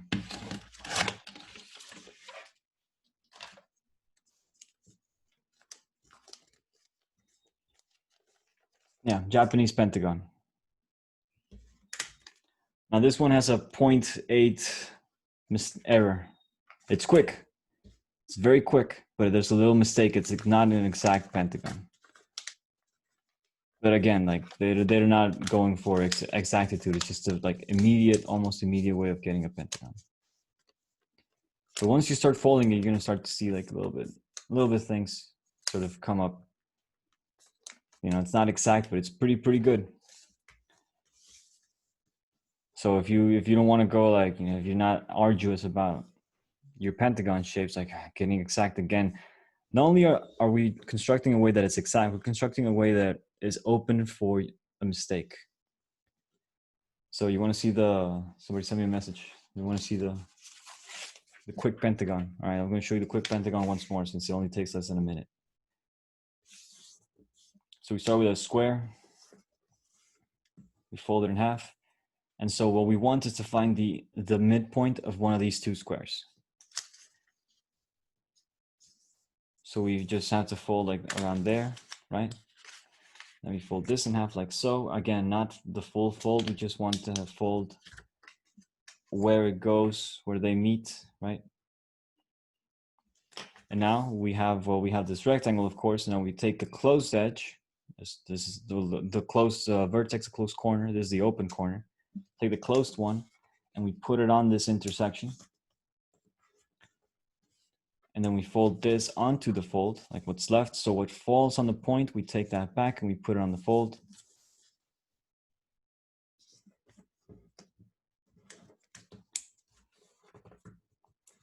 So I guess what I was saying is that, so we're constructing here a way that it's exact if done right, but it's wrong if done wrong. And this one is always going to be wrong. So at least you got consistency. But wrong, but I'm telling you, like it's wrong by a percentage. Like by less than 1%, it's wrong. But it's wrong. So we fold that onto the fold now. And then we fold that back. But you know, like but it's always going to be like that percentage. It's always going to be like, if you do it right, no matter how right you do it, it won't be perfect as a pentagon, but it's going to be pretty decent. So yeah, you'll find that a lot of Japanese designs are going to use this method to get the pentagon. Because there are some, you know, like in Japan, the number 5 and the pentagon are more commonplace. Like you can find it in commercials, you find it in emblems all over the place. Whereas in the West, well, me in the West that I am, in the West in Mexico, right? Shit. Whatever. So point is that down here we're indoctrinated and conquered by Christians, right? And they're all about the number 4. Oh, isn't it so great? But back in Japan, like they think the 4 is like an unlucky number. So they think like the cross is like a sign of like a bad sign. They don't like the cross down there. And they use the 5 a lot in their shapes. And it's also like the cherry blossom, you know, like it's all over their place, all over the place. And what's funny is that although that it's all over the place, like in their culture, they don't really use the pentagon to, at least that I know. Well, Asio is actually an exception, maybe. Asio Hakume, he's this Japanese architect designer who gave a talk a couple days ago on quasi-crystalline structures. He uses them to construct, and he uses a lot of the 5, and he's like bent on 5s, like 5, 5, 5. That's what I'm about. But see, here I'm noticing that there are some mistakes. You know, it might feel like I'm being like a little arrogant and pretentious, like, oh no, it's a percentage off. But it is. So yeah, so we have a pentagon either way. Now, if we were folding it, so we were folding this way. And now the reason why I prefer this over that one is because once we have this done, we have this constructed. Like, let's pretend like I don't have my guillotine. Like, let's pretend I don't have that tool. So what I would do is I need to get this line to match with that point. Also, what's cool about this construction is that it'll give us the biggest pentagon inside of the square. No, that's not true. It'll give us the biggest pentagon inside of the square that's matching at the edges. Because there is a pentagon that we could arrange sort of on the diagonal of the square. I don't know how to construct that, but you know, in theory, then that would be the bigger one, just as the hexagon is. So one point to the next. This one's going to match there. And well, I like to use certain, and it's not an anatomy, but so let's say you're walking around. Let's say you're walking around and you're finding that you see a monument that's really nice. It's got all these patterns and shapes, and in it you see that it has a rosette. So how do you determine how many sides that rosette has? Well, a trick that I do is to see if the shape goes to the other way. So if the shape, so for instance, in a hexagon or a square, I'll take the square here that I have. It's going to be a heptagon, but whatever. So a square, you see that vertex goes to another vertex. So all the even numbers, vertex goes to another vertex. And the odd numbers, vertex does not lead to another vertex. So usually what I do is I see that, and then, well, I try to count half of it. So for instance, in the even numbers, I go for that, and then it's like, all right, so I have like my line of symmetry. And so I'm going to count this way. And if it has another line of symmetry, they only need to count until that one and just multiply all that by 4. But if it doesn't, like 10, then I need to count either all the way, or then, you know, like there are several tricks. But the point is that when you're not that high up in the numbers, you can sort of imagine them to be like little things, like creatures. So for instance, the 5 for me looks like something that has 2 arms, a head, and two legs. The head, 2 arms, 2 legs. Now the heptagon would be 2 legs, 4 arms, and a head. 2 arms on each side. And that's useful, at least for me, to try to find a rosette just by looking at something and like using my eyes, sort of like counting. Okay, so we have this. We're not going to cut just yet because the shape that we want is the rhomb, remember? So we could, if we wanted to sort of keep this nice and steady, we need to fold on the vertices. So we need to fold this vertex to this one.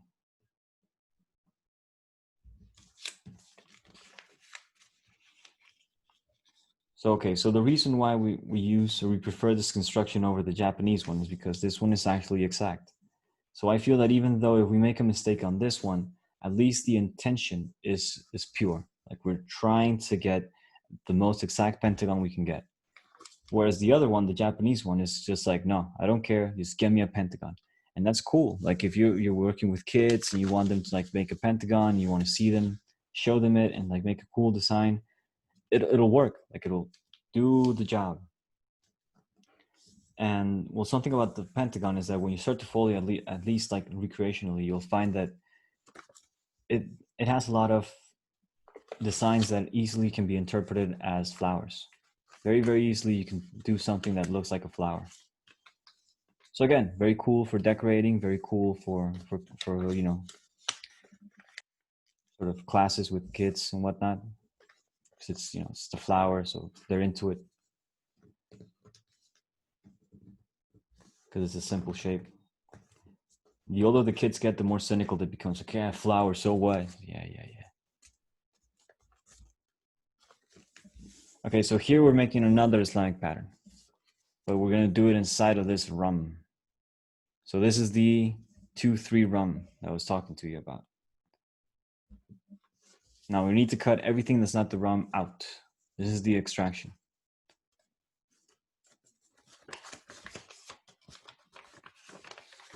Now also notice that within the square, we have found the rum that is touching at the edges. So if we were to, like, I believe that this is the bigger rum that's not on the diagonal.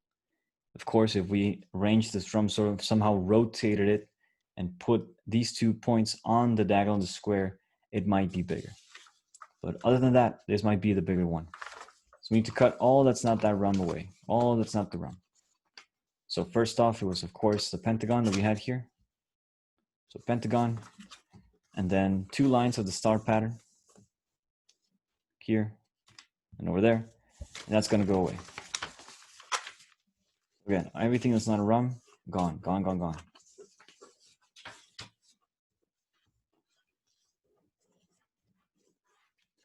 Something I really like about this method is also, like, for instance, this one, you can see how,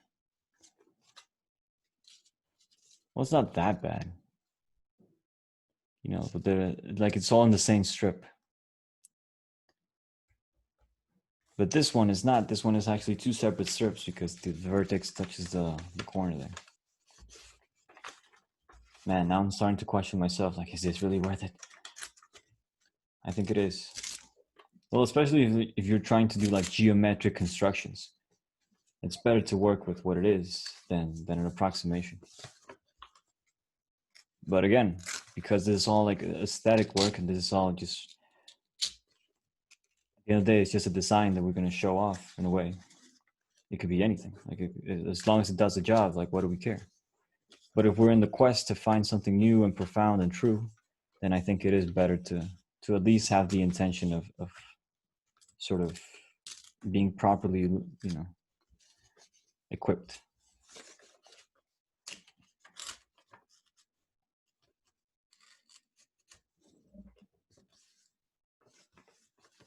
Every now and again, I wonder if I could, like, if I determine myself, could I speak another language like I do English? And being my second language, I'm thinking like, hey, you know, maybe there's a third language, but I just, it's so easy for me now that it's, I don't know, it's just as well be my first language. So I guess the answer is no. I don't think I could learn another language like I do English.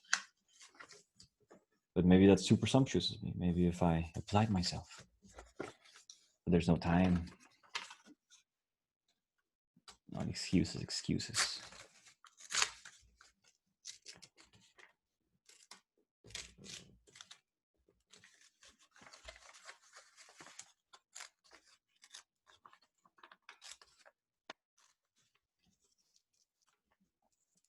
Now this rum is full of magic. This rum is full of magic. There's so many things that this rum could do for us.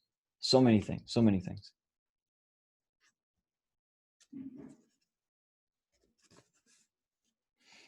Now, just before we move on, like, I just want to show you real quick what I mean by the 2-3 rum.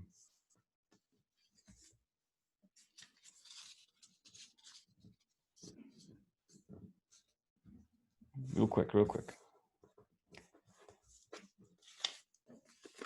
So that's 2. All right, so what I mean by that is that it has 2 slices that are the same. So if we cut away, like if we fold another fold, which we are going to, but I don't want to get ahead of myself. No, okay, I'll wait. Get this out of the way.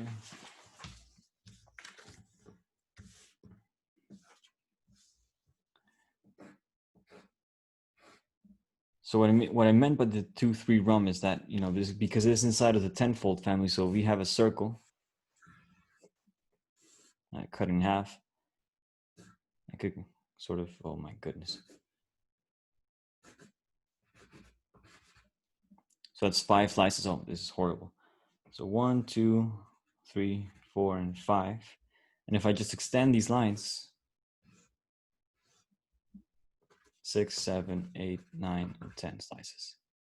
So these are my angles that I'm going to work with. Like the combination of them is the angles I'm going to work with. So after 5, it's more than half. So I could just as well say, you know, okay, so after 5, it's more than half. We have this rum shape. We say that the sum of all these 4 angles is going to be equal to 2 pi.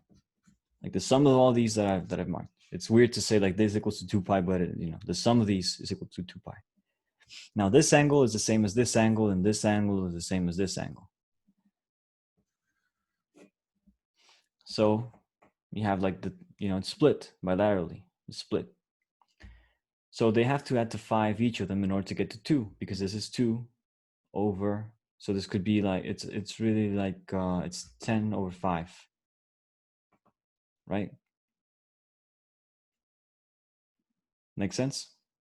Because so that it adds up to 2, right?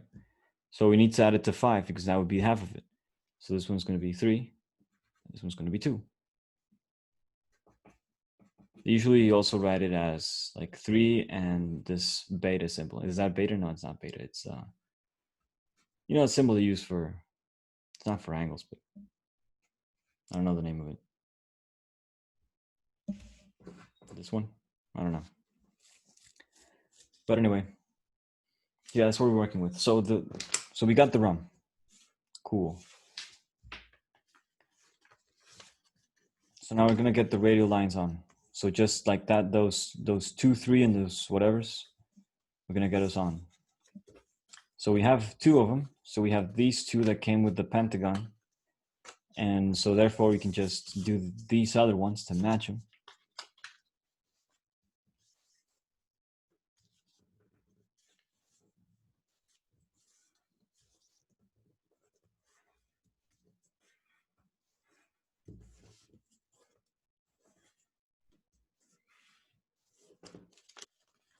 We turn over and we fold back like this.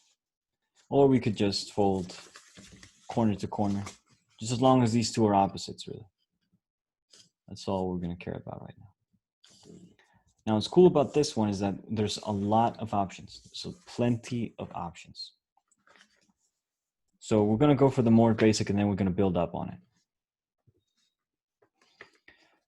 So the more basic one requires us to have, well, we got a little something happening here.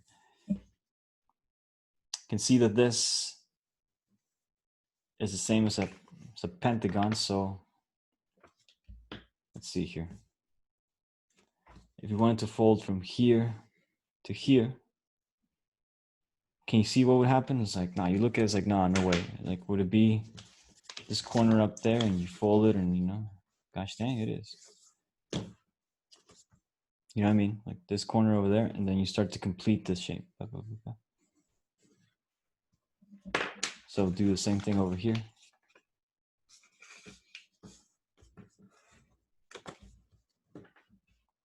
And again, this shape starts to complete on you. So this looks like a double pentagon and 2 decagons.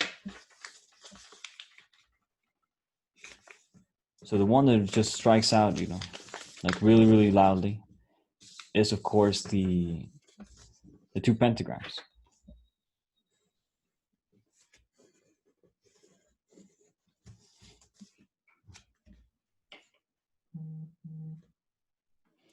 So if we wanted to make like a nice motif for this, like there's several tricks that we can do. There's several solutions to this.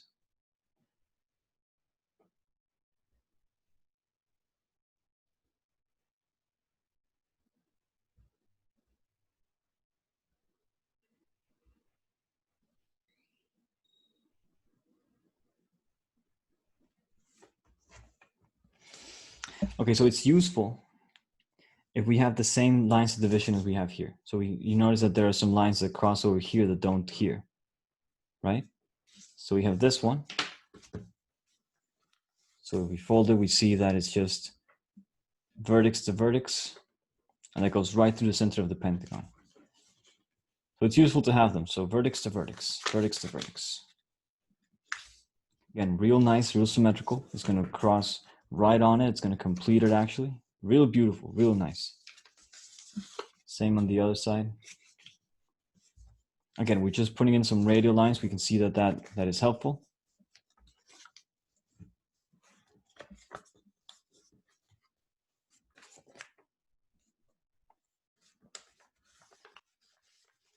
Now we have pentagons, we have lines to go through them. It's great.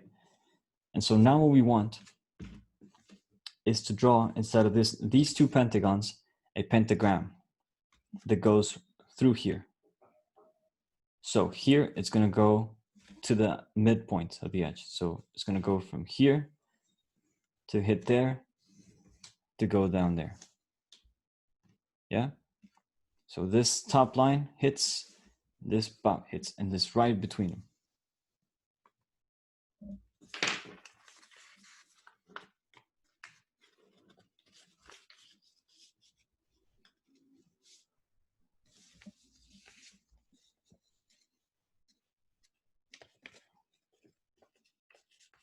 So again, several tricks that we could do. Main one that comes to mind, of course, is the edge of the universe trick. That means that having like the fold before, right?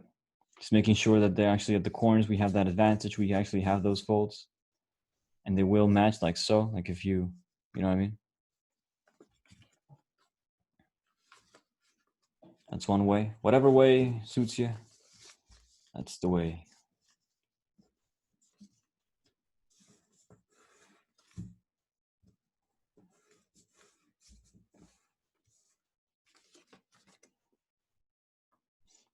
Same thing for the other side, right? So we got one, now we go the other.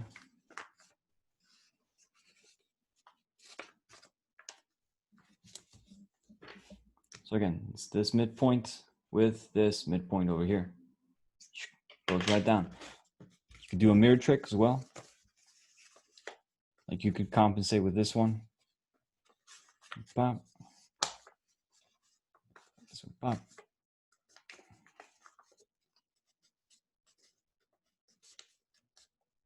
Whatever works, whatever works. What does that phrase say? All roads lead to Rome.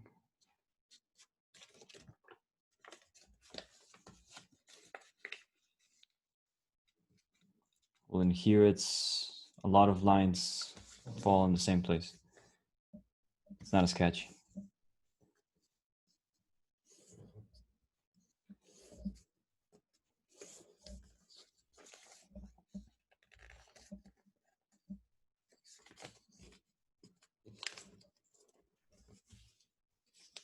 So something that really catches my eye about video games, something that really, like, I watch more videos on video games than I play video games, because there are all these geeks out there that just like to analyze things, right? And one of the things that I really like, that somehow I've accepted that it's beyond me, it's artificial intelligence. And so there are a lot of like video games pretty much composed of artificial intelligence systems interacting with a user. And so there are certain rules that the AI must follow, and there are certain like parameters that determine what's risky and what's not, and whatever. Like there's all these things, but that's almost what makes the game fun, like the artificial intelligence systems behind the game. And it's fair, it's unarbitrary. You know, you get what you pay for. Well, not always, but point being, I always wondered like how it would be if you could train an AI to like develop these sorts of patterns. Like what it would come up with, how it would solve these things, especially through folds. What would it choose?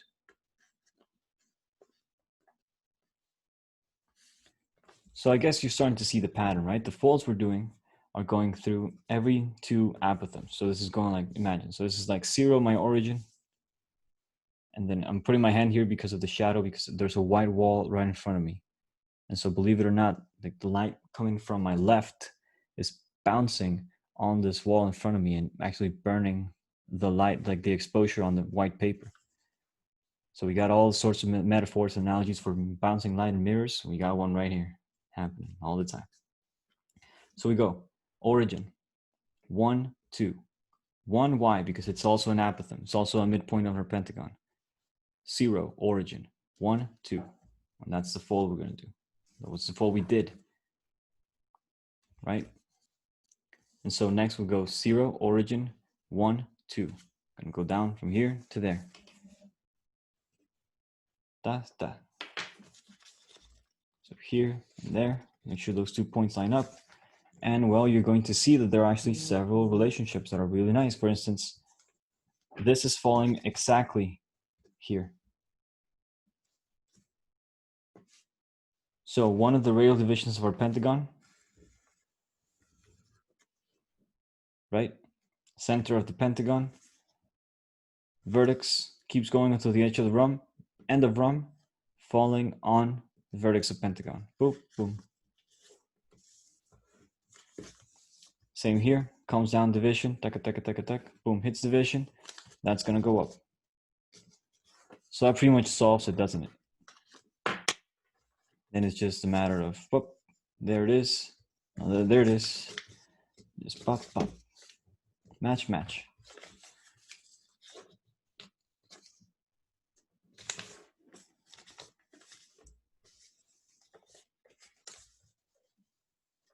And then finally, we just need the ones that go from here to here.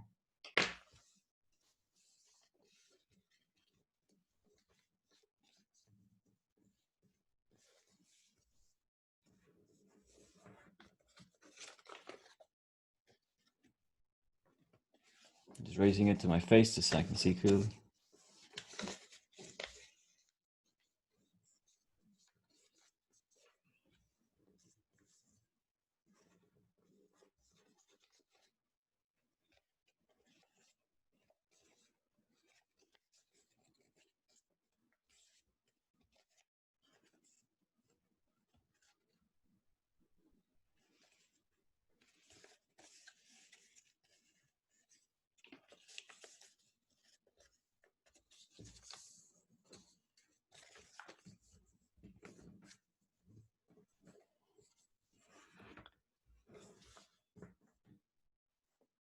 Every now and again, I get music stuck in my head, like somehow a melody just jumps in there for no reason.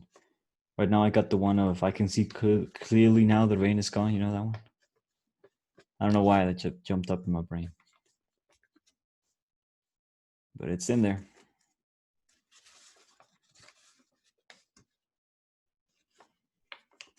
So again, I'm just matching, just making sure that the lines are actually going through the points I need to be. Just just making sure, skimming and just arranging them.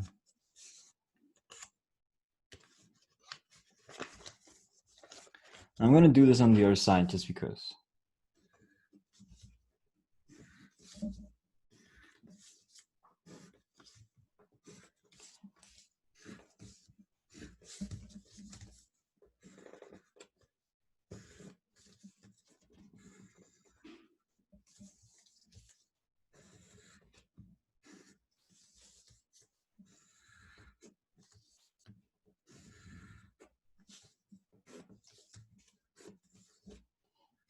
Now let's say that, you got your pattern. We're not done yet. We're still missing just the end of the row set here.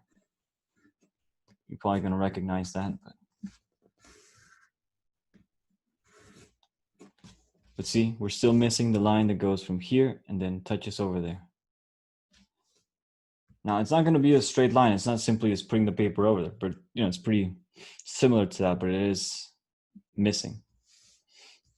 And so this line stops on the radial line here. Yeah.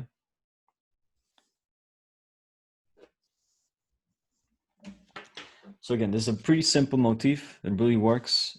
And again, what we were saying before about patterns inside patterns, this one is chock full of them. Like this one is just, you can always find another one. It's just another one and another one. It just keeps going. I have such a good time folding these. This, I think, was one of the first Islamic patterns I folded because I was obsessed with the pentagon at the time. I was living in Mexico City. I had no friends. Well, I had my roommates, but I was just, you know, I got tired of them pretty quick. Or they got tired of me. I don't know. It was just weird.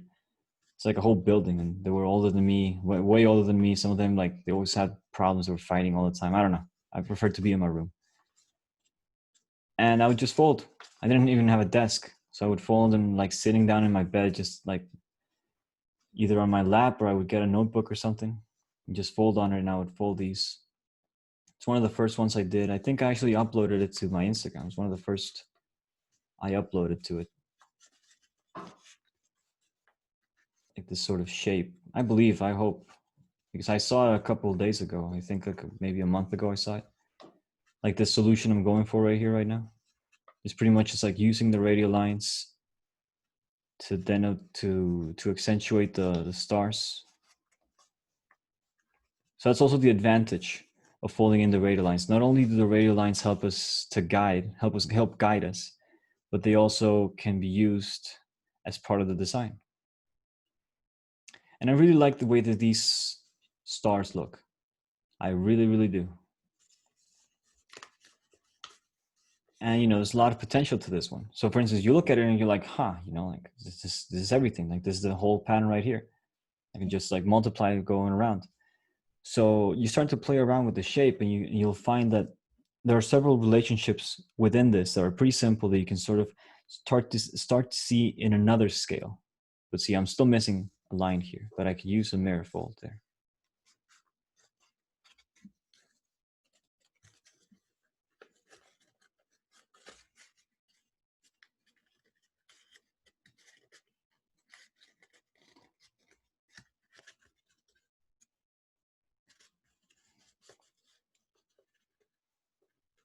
So again, look, I'm folding. I have this line. Now that's only pencil. That fold is not in there yet, but this one is. So I can fold that down first, and then I can bring down this radial line like so. Start bringing it down, bringing it down. Ba, ba.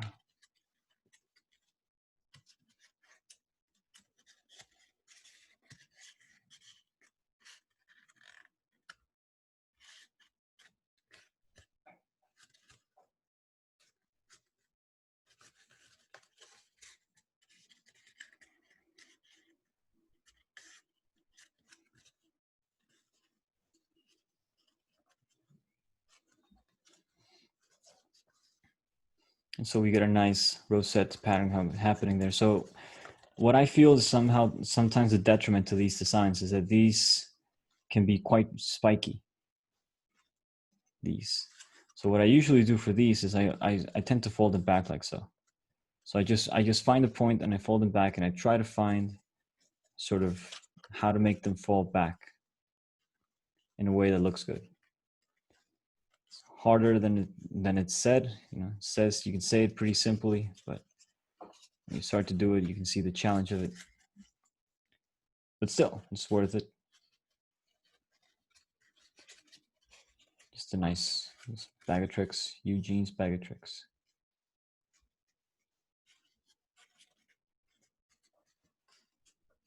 But this is good. No, this is good.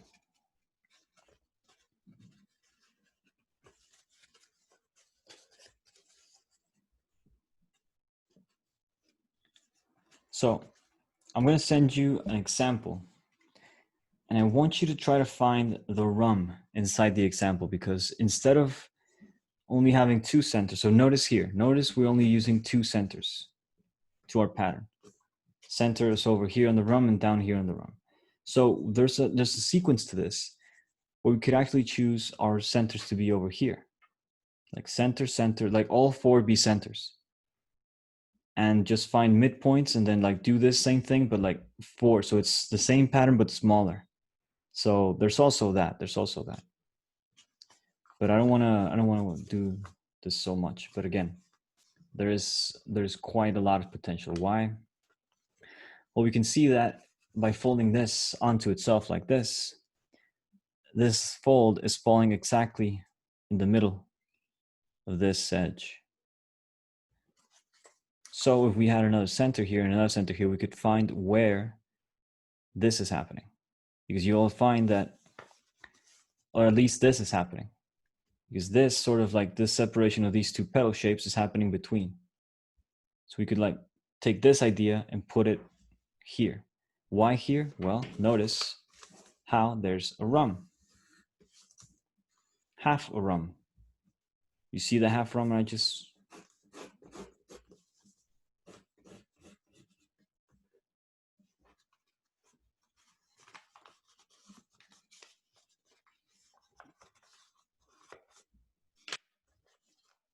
you see that? So we could find the pentagon inside of this half rum, like we just did on this big rum, and then put a star here, put a star here, and then everything's just gonna come to place. So see, we can find the same pattern within itself. That's called the deflation rules. So this is that sort of like the self-similarity thing. Now this one is gonna come up with a new character. This new character is a skinny rum. Now, within this theory of like the 2 3s, notice that there's another way to add to 5. So whole numbers add to 5. We have 2 and 3, and we have 1 and 4. So the skinny rum is the 1 4, and the fat rum is the 2 3. It's funny because they don't call this one skinny; they call it what do they call it? Like slim or something. Whatever, you can use whatever words you want, you know. But what this suggests is that inside a rum there are. So notice how the rums are touching at the vertices. So it's a deflation. So the same shapes are sort of like inside of the shape. So if we had like rums, and then we see that there are rums inside of the rums. If we were to decorate these rums with this same sort of decoration, we could go within deeper and deeper and deeper, and so on and so on. And also try to find like new relationships for all these like different decorations, not only Islamic. So this is like one solution to a rum. And we find that there are ways to put the rum infinitely inside of itself. So there is that suggestion. See, we solve for a rum, and we find that that rum is inside the rum. So we can put that in there now, and boom, keep it going, keep it going, keep it going, etc., etc., etc. So we're gonna leave this aside for now, and we're gonna move on to the next thing. Now this one is better if you have square piece of paper. Oh, no. Scratch that. If you have a rectangle, that works just fine. So we're gonna do another, we're gonna do now a modular. Now modulars in Japan, they're called kusudamas. That's Kusudama. All right, can you hear me okay, or is this like bursting? Yeah, okay, because I feel, yeah, okay. So this kusudama, this modular, happens inside of a rectangle that has an equilateral triangle inside. So we constructed this before, the equilateral triangle tessellation, right? So we have our rectangular piece of paper here. We fold this in half like so.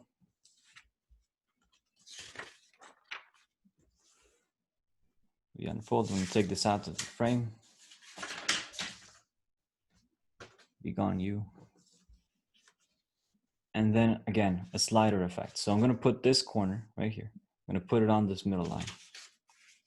Put it on the middle line, and I'm gonna slide it. Slide, until my slider hits the other corner. Now, fun fact, if you do this slide effect and like at different points, so if you go folding along this line, so as you slide, you go folding like every certain amount of like, you can actually put the slider here, like the values of the lines you want to fold, you would draw a parabola. So if you do it on one side and then you do it on the other, you actually get like the curve of that parabola happening. Fun fact. So you do it one way, then you do the slider the other way. Fun fact, it's called the envelope. of the parabola. The envelope of the parabola. Yeah, you're drawing a bunch of tangent lines. Ah, exactly. It's nice to have a math teacher in the crowd. You can chime in with these names. So again, we can use, so for right now, we can see that, well, we have the equilateral triangle happening. See? We have two of them actually. So if we fold the line that goes where this, my left forefinger is my index. This is, yeah, this is the index, right? Index, for, I don't know, ring, pinky, thumb. So here, we can fold a line again. So we can actually like keep this folded, raise it up. Notice how when I do this fold, I raise it up first so that this pops out. So now it pops out and I start to bring it back down again. And as I bring it down, notice here, look at this. As I bring it down, I stop where this hits. Where this excess is no more, that's where I decide to make my commitment.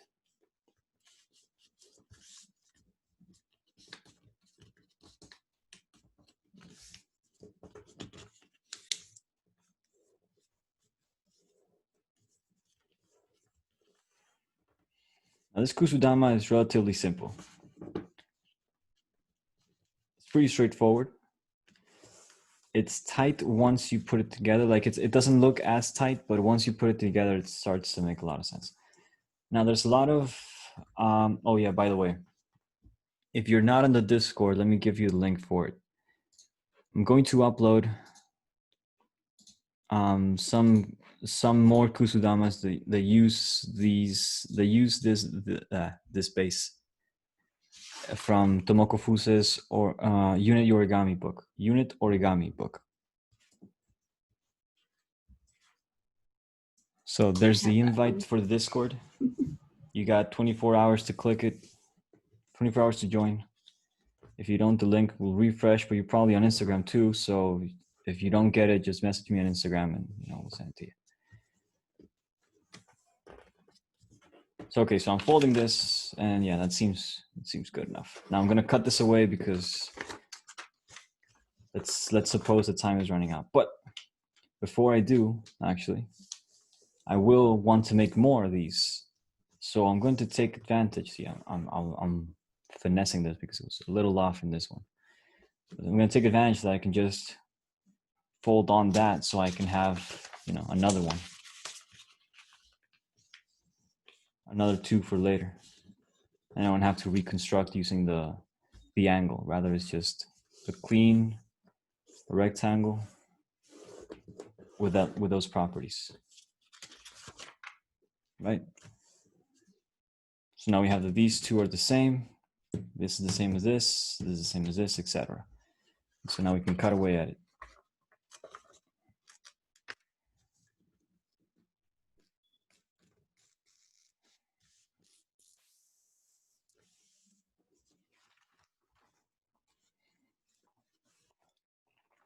Now this is the height of a hexagon. It has two equilateral triangles. So this rectangle has height √3 and short length unit length. So this is 1 and this height is √3. √3 to 1. And so we cut away at them. We want only half of this.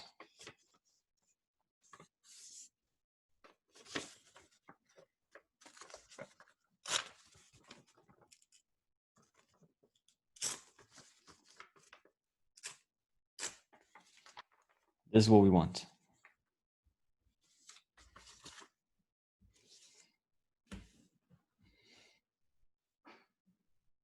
For some reason, the frame rate there we go. Okay. So we got this falls on one side, and now what we want is to have the other one fall on the other side for them to match. So we can also fold this in half because that's where it's going to be. See?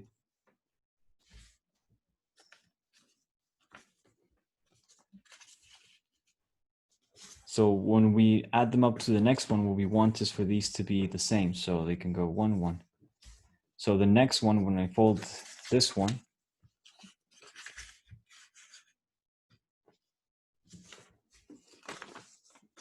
I also want to have it so that when I put them on top of each other, they match.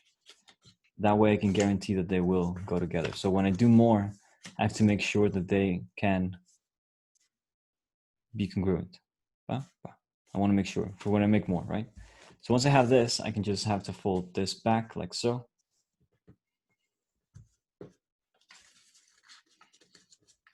And that's to free up the center. So they're not overlapping, rather just going one side to one like that. And now here, we're gonna just match top to bottom like that, boop. This folds one way and this folds the other way.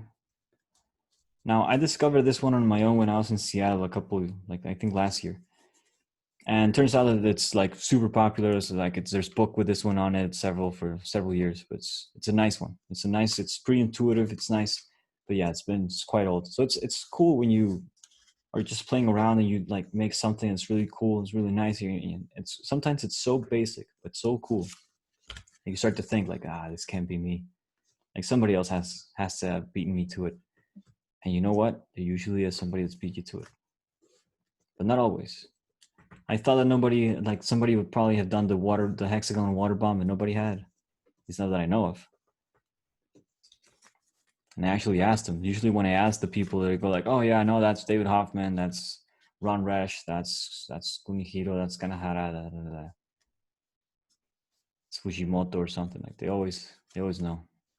But not for that one, so yeah, goes to show. So here I made 2. As you can see, they're pretty quick to make.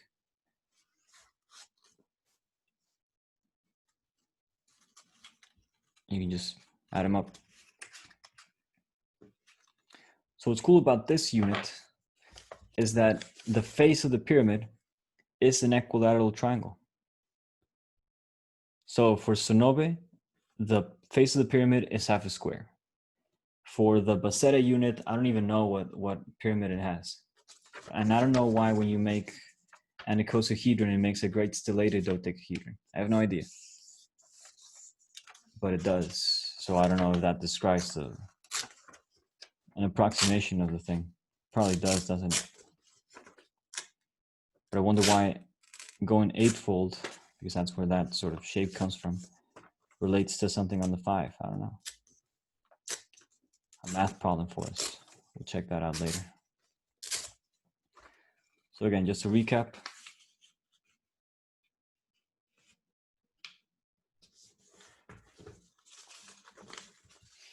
We fold the S in half.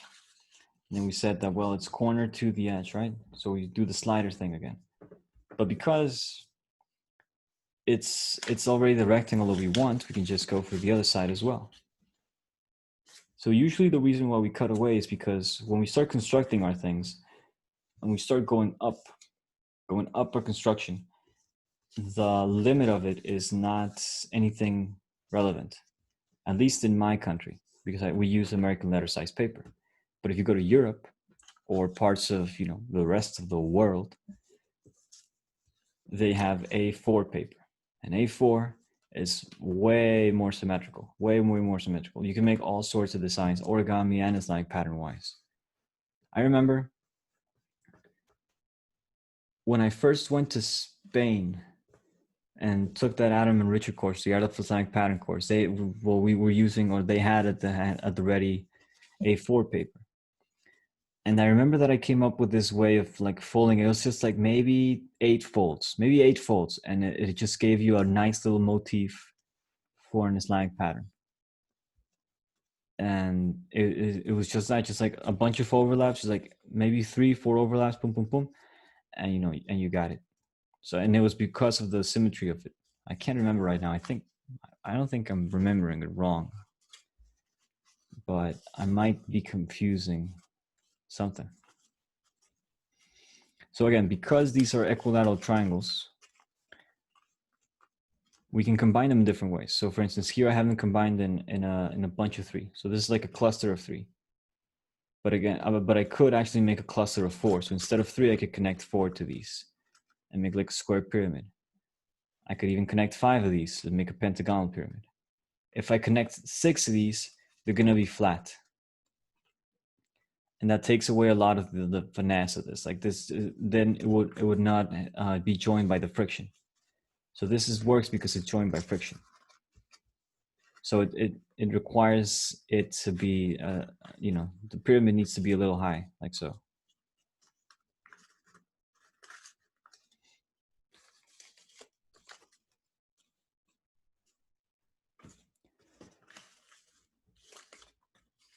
And so we can keep this going, and where we can take, for instance, some triangular pyramid. Oh, I got burnt again. Just wait for this thing to sort of come down the exposure.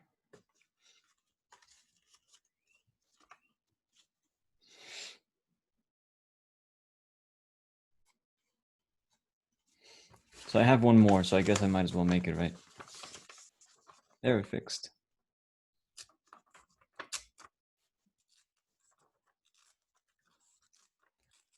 And also, well, before I make this one, I'll show you this trick.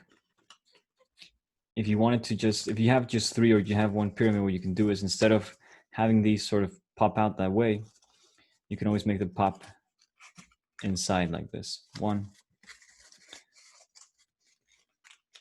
And this is great for, you know, just putting any old thing, like if you have some jewelry or whatever, so you want to give somebody a little card instead of a diamond shaped thing, this is a way.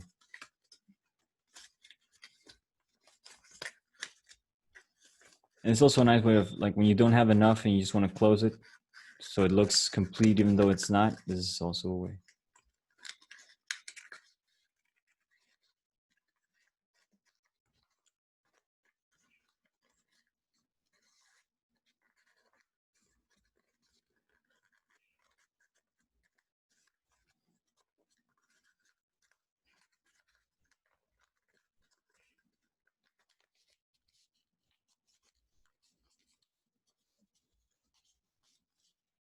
But again, because it's so symmetrical with the equilateral triangles and all.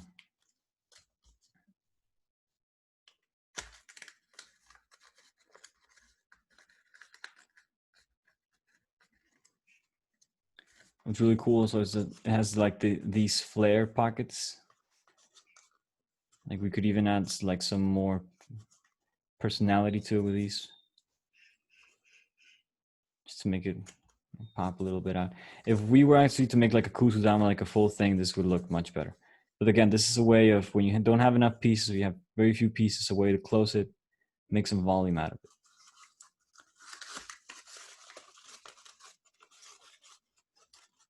Also cool is that if you use the same sort of unit size for your kusudamas, they usually, especially when you use like the same symmetry, they can usually somehow interact with each other. Like I'm finding out, I still have yet to do more shapes because the idea is that every class is going to be like a new sort of design we go on. I don't think we've repeated a design yet. But like these are some of the kusudamas we've done before, and this is the same sort of unit. So this is done with a triangle that's inside this rectangle that we're working on. This one is actually made with that rectangle. We saw that on the previous classes. And yeah, I'll put that on. I think the Discord has these. It doesn't have this one though. But there's people that do this one. I think Origami by E is actually on the Instagram. He is taking credit for this one, going like he discovered or whatever. But he also, like, he's doing it for the square and the pentagon as well. So like this same concept for this shape, he's doing it for the pentagon and the hexagon. Pentagon and the square. So it's really interesting. That I really like that one because that's like a very classic sort of modular design. Like one of them I know it's classic, and I know he knows. So I don't think he's taking credit for that one. He's not really taking credit for it, but it's interesting because like the way I see it, he could even like combine them. I don't know if he has done that yet. I don't think he has, because you would need to have. I don't think having them be the same length edge length is enough for them to do that and then also connect with each other. I think there needs to be some other factor of change happening so that they can actually fit together. But it would be interesting to figure that out, I suppose. So, okay, gonna do one more and then we're gonna call it a day for today. So how you guys like the class? You have a good time folding the Islamic patterns in the silver rectangle and the Penrose rum? Take your silence to say yes.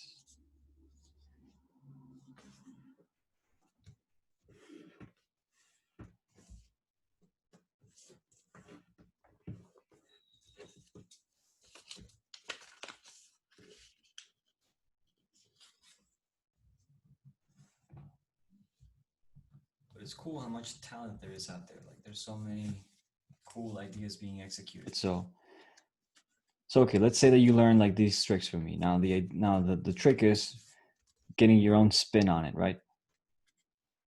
Or if you're, so there's two things that you could do. You could do it and put your spin on it and do something else with it that only you can do. And that could be painting it, that could be making a plaster mold out of it, that could be just whatever. It could be whatever. You could cut it, like try to like experimenting with it, whatever, have fun. Another thing that you could do is try to use it as a tool for analysis, right? You sort of start to see what's happening, imagining the different possibilities and shapes. Maybe get out your compass, if you use compass, and try to neutralize the folds. So what I mean by neutralize is, let's say this for this one, and I want to use a compass. Well, it's sort of like the bumpiness is not gonna really let me. So what I can do is all the folds go the other way. So for instance, this one's a mountain, I'm gonna make it a valley, or rather backwards. This is a valley, it's a mountain, gonna make it a valley. This is a mountain, there's a valley, gonna make it a mountain. And so all the folds get neutered. So one way goes the other, then I make it go the other. So that everything, once I'm done with this, it'll look flat because I'm pretty much just like neutralizing everything. So there's no more games. It's a way of just telling the paper like, hey, game over. We're done. And so once it's flat, you could like take out your compass and try to like get new relationships going and try to see like, hi, that's something. Or you could try to fold more. And even then, like you could also use it as a base for an actual origami design. Like try to find like these channels and try to like, make more metaphors and try to see other ways that you could do it. And well, for this one, I think this one actually is more open to interpretation because of like the point of the exercise was trying to see how this could work in two different ways, right? How you could make a choice as you're constructing your pattern to be like, all right, no, I want this shape, I want this other shape. What's coming forth? And so when we start to work with something that's so symmetrical as the silver rectangle, we find that the solutions somehow, stumble onto themselves, like they're just tripping and they fall onto themselves. And so that's useful, that's nice. And so this is still very open, like there's still much to be done there. There's still much to be done over here as well. And okay, no, one thing at a time. So I'm gonna finish I have just one left.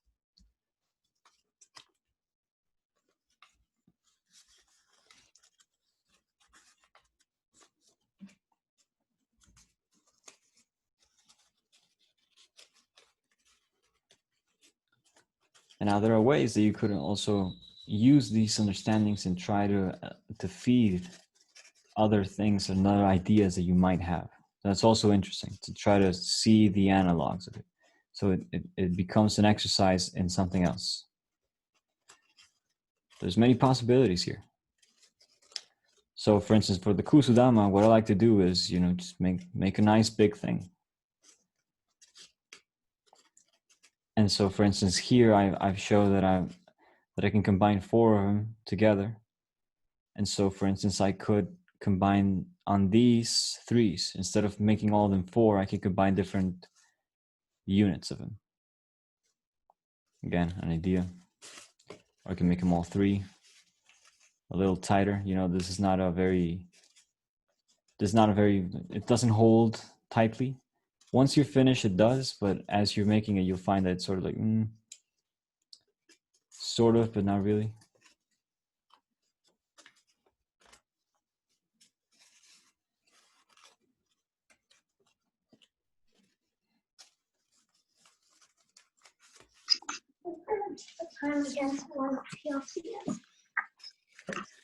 You also start to see the different shape of it as it closes it in on itself. This would be the tetrahedron. Oh, we just need to add more. So the pieces you need is how many edges that shape has. So if you go into the Wikipedia page for the Archimedean solids or the Platonic solids, go into the column of the edges, how many edges it has. And yeah, that'll tell you how many pieces you need to make it.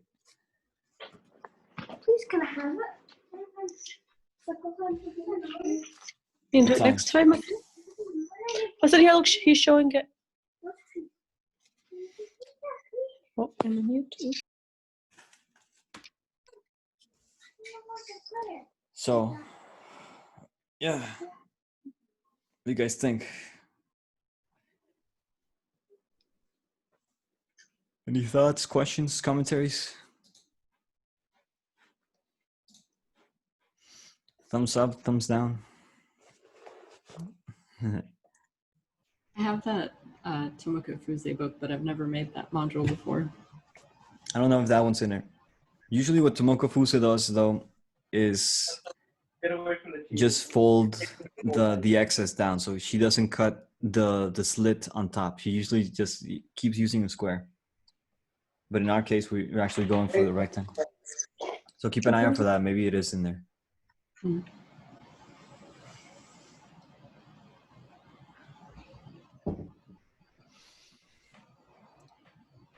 Ah, boy, oh boy. Monday, huh? Yes, Japanese? No. What is she talking? What's she talking?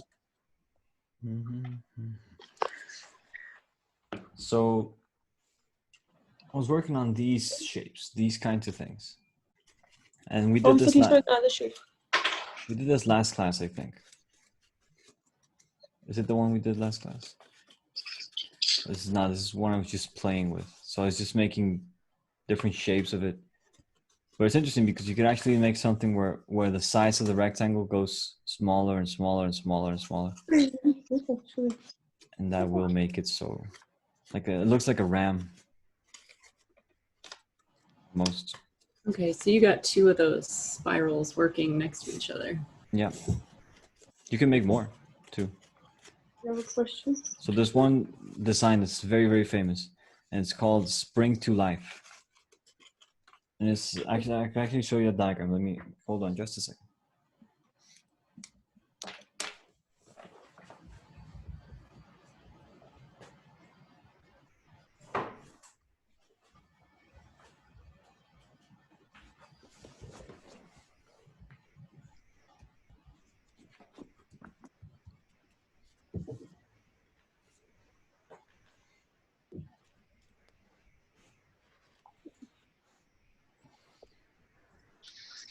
Let's see here.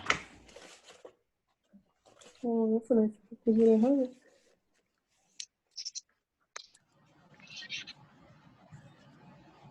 This one's really cool. Momontani's wall. It's a real nice way of sort of like using the channels, but in a different manner. Like it's about going in and out, but it's like, it's almost the same concept. So there's a lot of possibilities there. A way to get the hexagon. Simple twists, he says.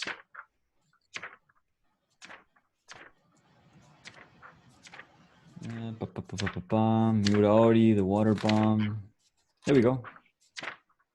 Spring into Action by Jeff Baianon. Oh yeah, that one. It's a very famous one. Yeah, pretty famous, all right. Pretty famous already. Oh, am I not on mute? Oops. So the idea for this one is pretty much what we're looking at in this case, but it's a little, so it just goes to show how it does matter what rectangle you use. And it does matter how many times it goes, but you will find that it's very important that they're slim. So like thick rectangles like these usually tend to like fall on themselves and make it really difficult for them to actually collapse. I don't know how to explain. Look, you can see that it's very messy.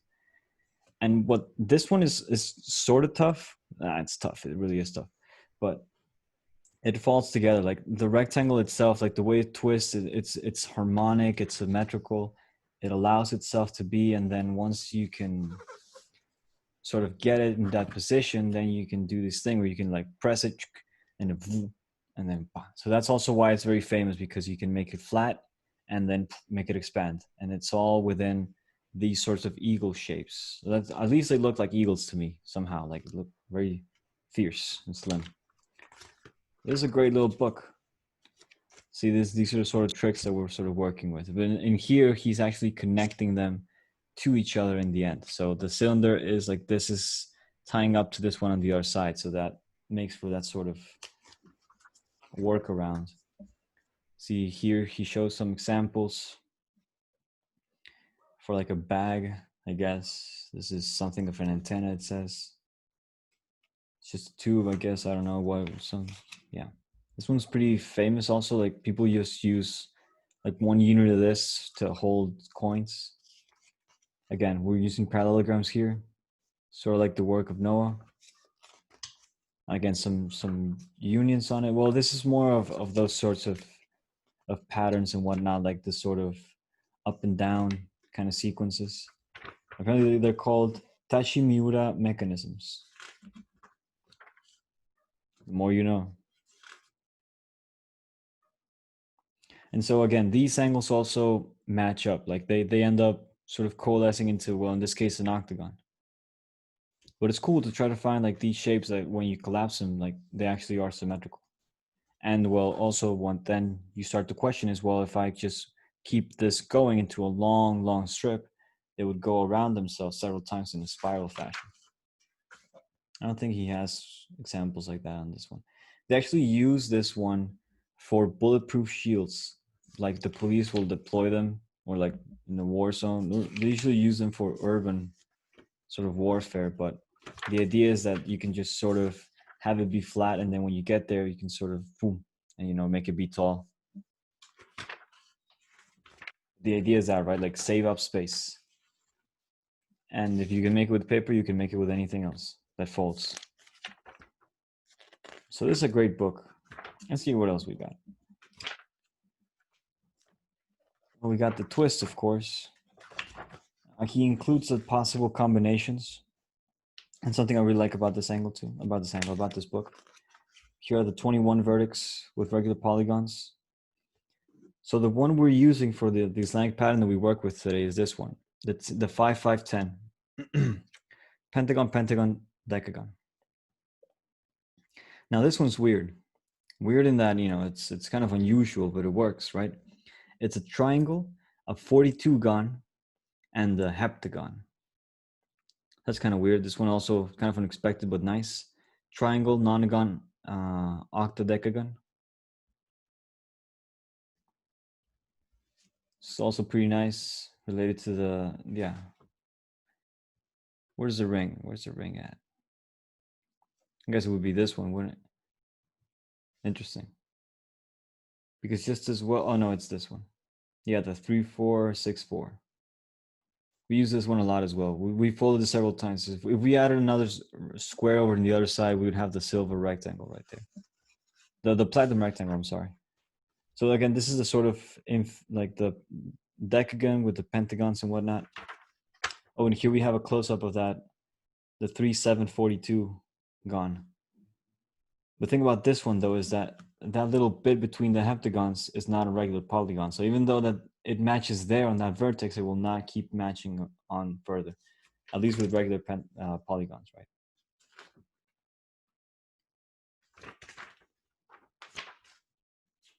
So these are like the different ways that you could get a twist happening, which is also very interesting, but also suggests that, like, for instance, if we had like an Islamic pattern that we folded and we have the shapes that we want, there are folds that we could do in order to work with that shape, like to actually get it to twist.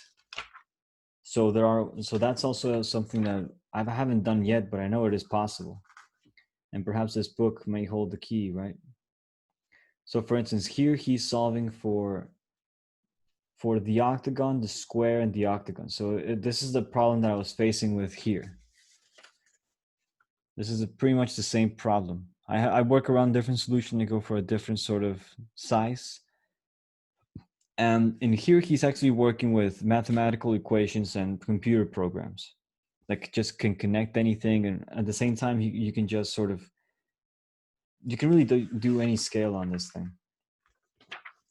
But he even like tells you his solution. Like he's that precise. He can just see like, oh yeah, this is how I'm corresponding this to this. This is a rotation. This is a ratio of it. This is my work. Like this is, yeah, he can show you what he did. And so again, we see this in the Islamic pattern world, at least. Like you got to see it different though. You got to see it for the channels, because he's only accentuating or like marking just the one side, the one he's using. But if you allow yourself to see both of them, you get to see the channels of the pattern happening there. So again, interesting sort of concept to wrap one's mind around. The idea of channeling, of channels sort of happening as circuits for these twists. There's a twist on a heptagon. Heptagon and a little square bit. But see, that's the thing. It doesn't need to be an equilateral triangle. It doesn't need to be this regular shape. It could be any shape.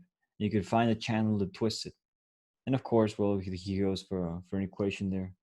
There's probably like an equation in this book for making trisections or something.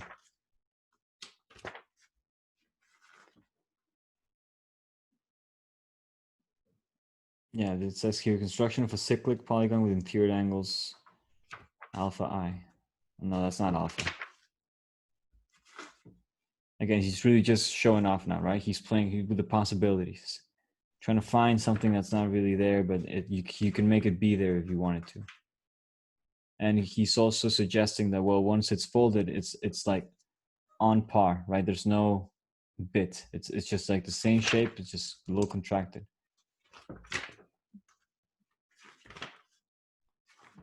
I can't upload this to YouTube. Gotta pause the recording. Oh yeah, this is the end of the recording.